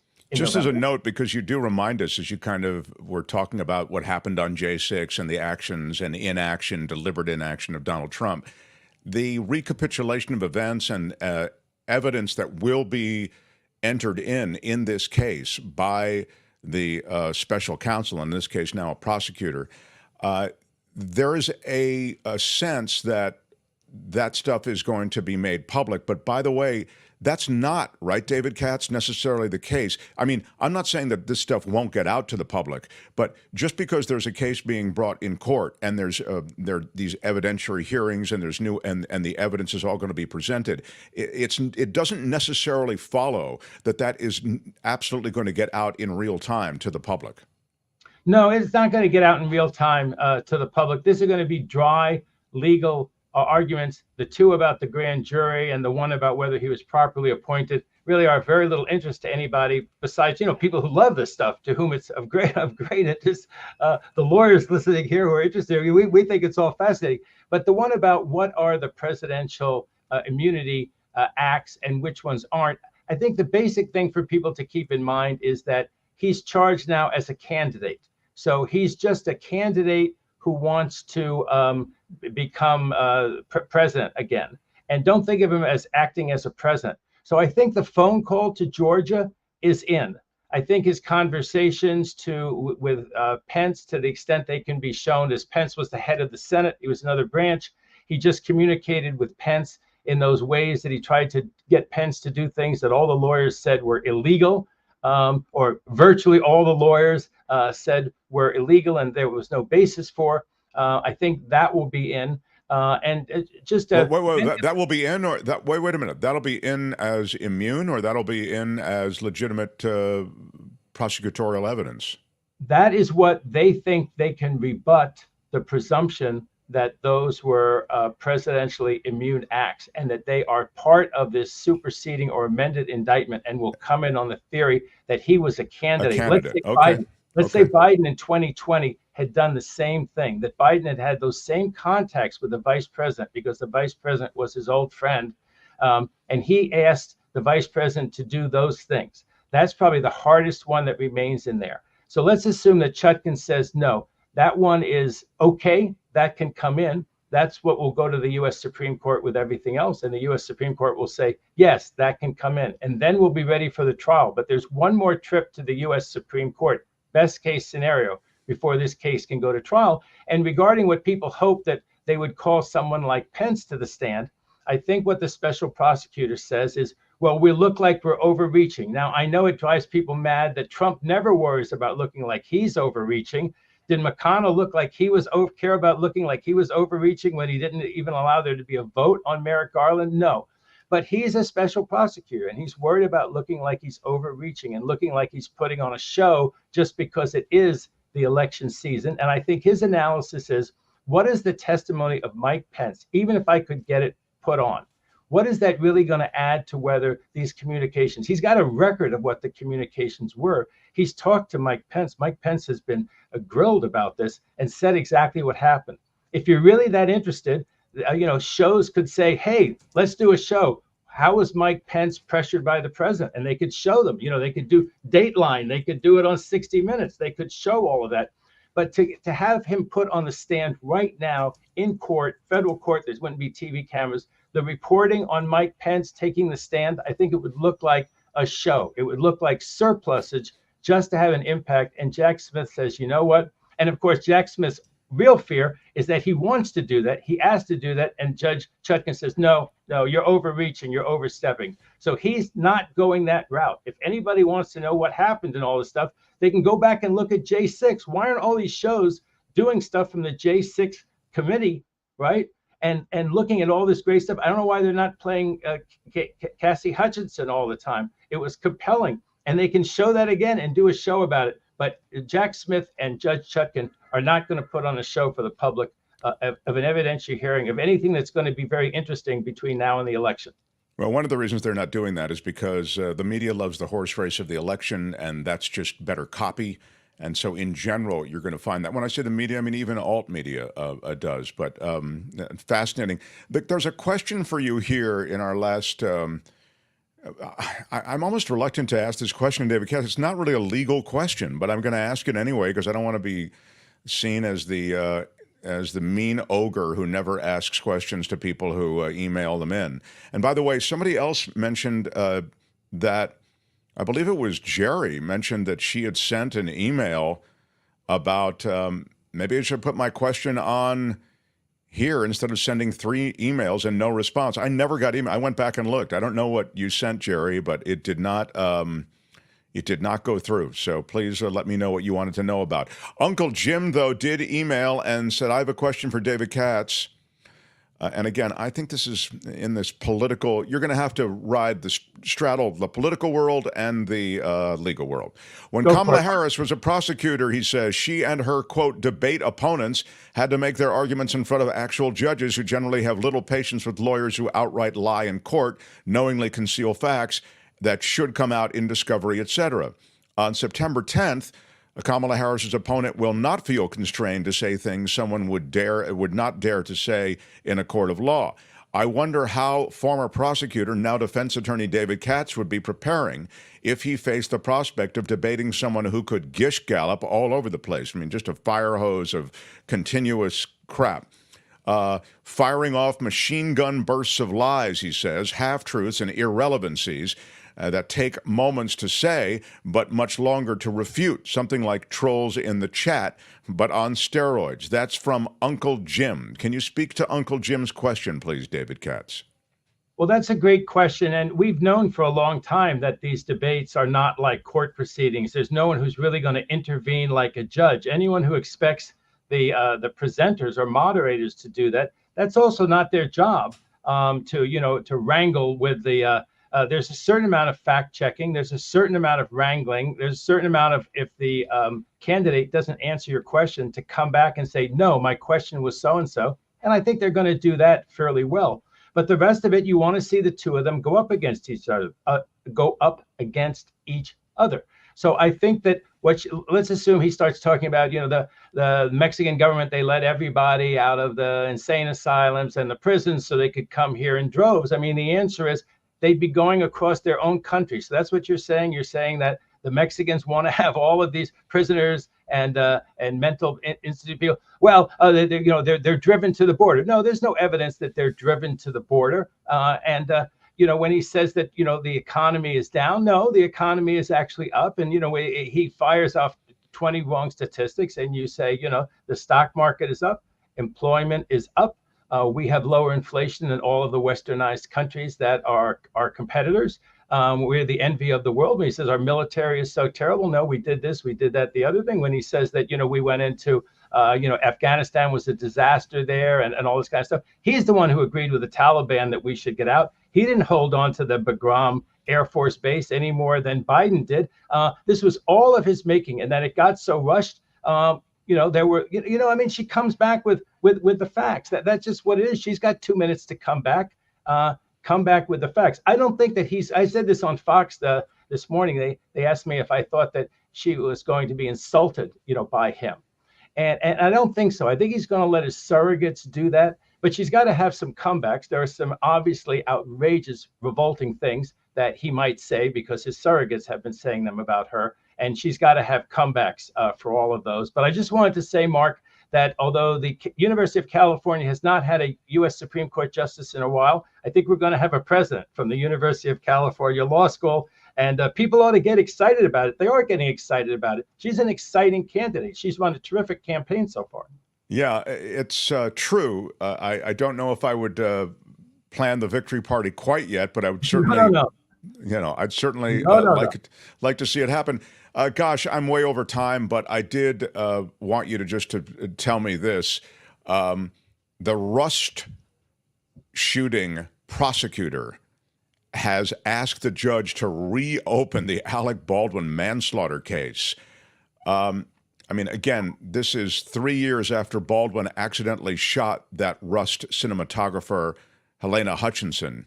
The prosecutor is asking the judge to take yet another look at this case. Just give me a minute on that, if you would, please. I think that the special prosecutors in New Mexico are planning to appeal. I think that they must have some timely appeal that they think they have about her tossing the case out with prejudice. I think that before they make that appeal, they want to give the judge one chance to reconsider her decision. So while it may seem like they're that in Les Miserables, right? Who is that inspector that's going after the shoplifter? Yeah, he's going after the shoplifter year after year.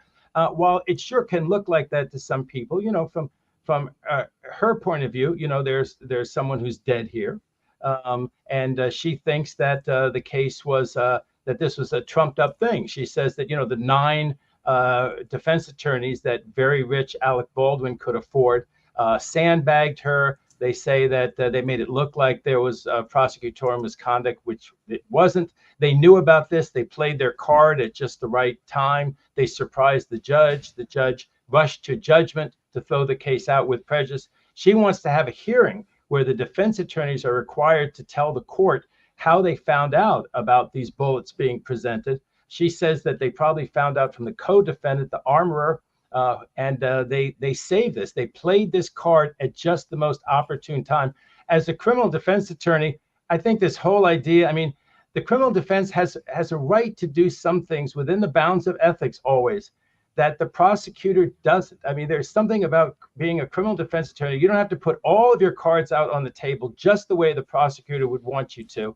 And so I think that this is ultimately going nowhere. The judge, I definitely don't think is going to reconsider. I think she's going to say, I uphold my ruling. I wasn't surprised. And then they're going to appeal it. They're going to appeal the fact that her ruling was made, and that even given a chance to reconsider it with all these great arguments, she didn't reconsider it. But all in all, I think Alec Baldwin will not be convicted of anything for this Rush shooting when it all plays out after all the appeals.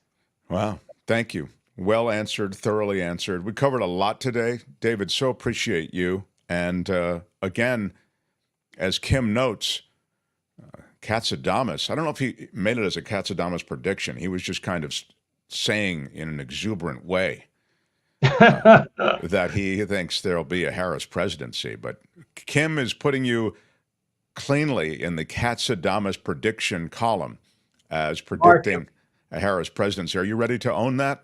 Mark, you can look it up. And at some point I said my streak would be broken. I'm something like 30-0 on your show. Now, some of them were pretty easy predictions, but some of them were pretty hard. And I'm about 30-0. I really am. You can look it up. And I suppose I'll be so sorry if Trump ends up winning, right?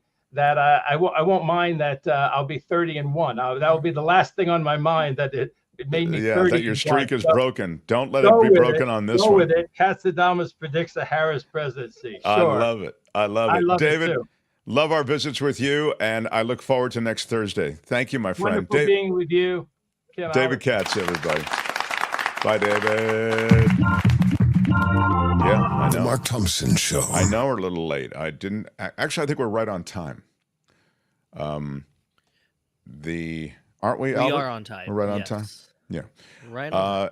I feel bad, which is often the way I feel, because of Jerry, who I think is a big supporter of the show, and I guess she was, she said she emailed. I never got this email. Here's what her thought. Email to 81924 and again and again. I don't know where her email's ending up. I don't know where her emails are ending up. I didn't see it come through either. I wonder why, in capital letters, she says, we have not seen or heard anything about Trump's ear and its healing. I've received a lot of positive letters. Yes. No close-up pictures since the so-called Band-Aid came off. Just wondered if folks and Mark really believed it was as bad as presented to us. No other motive. Thanks. We touched on this, and I don't know, but just to address that question, it's truly curious that the wound is so imperceptible in pictures that are taken within a week of this injury. I can't square it with a motive for some sort of conspiracy, that is to say, some sort of, set up where he's not really hurt or what. I mean, we did see it, okay? I don't think that was a blood capsule that would be used in a feature film, for example. I think it really happened. We know that shooter really was on that roof. So that part of it we know is real. As I say, I think, look, I'd love to bash Donald Trump, but I also try to, be fair to the fact that we also saw Trump get hit. Now, he wants to say he was hit by a bullet, not by shrapnel, not by a ricochet. I don't know. The degree to which he was hurt, and damaged by that ricocheting object, if that's what it was, that could be in dispute only because of his amazing recovery. I mean, he's close to 80 years old, and he recovered and bounced back with this injury that, he takes off the bandage and his ear looks fine. I mean, give me a bandage like that. I'd like to put my whole body in a bandage like that. So I don't know, but here it is from Audrey.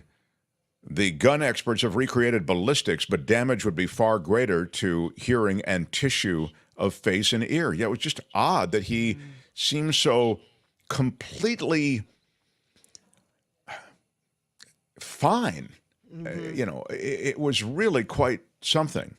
It was an amazing recovery, I guess. I don't know. But anyway, I don't have any miracle.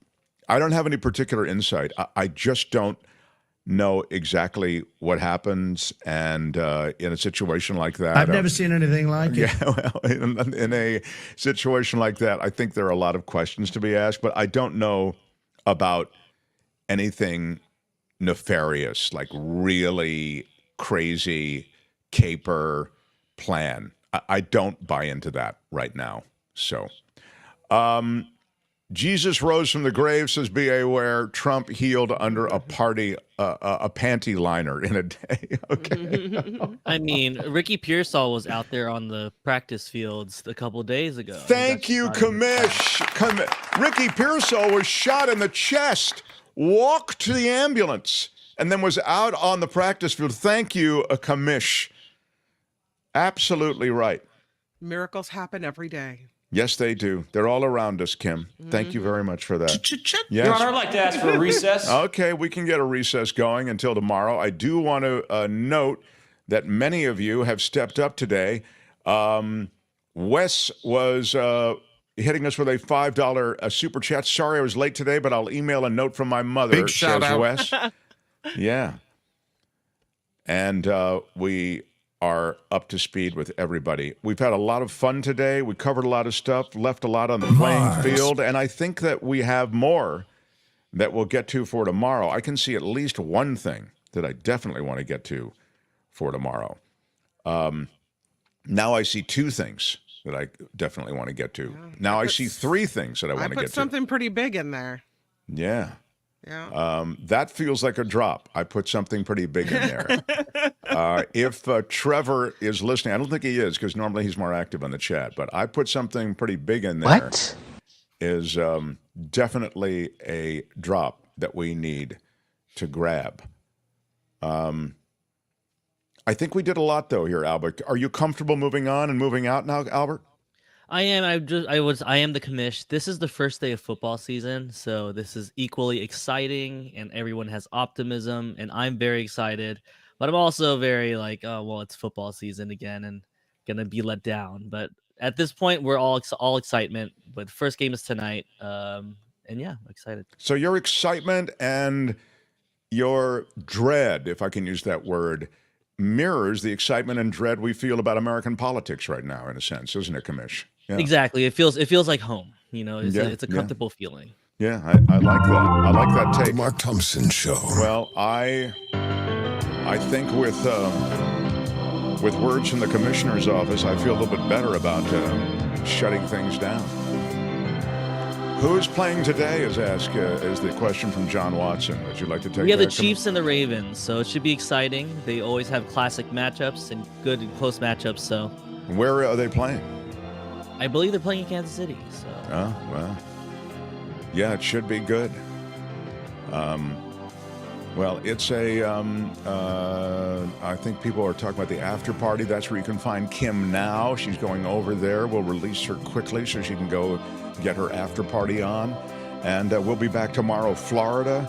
Michael Schur on this very big week in politics and more. We'll get it all on tomorrow, right here. And now the great Shadow. I'm Shadow Stevens for the Mark Thompson Show. Bye-bye. Go see Kim. See you tomorrow. Out of time. Bye-bye. Oh, yeah, we are out of time. Bye-bye.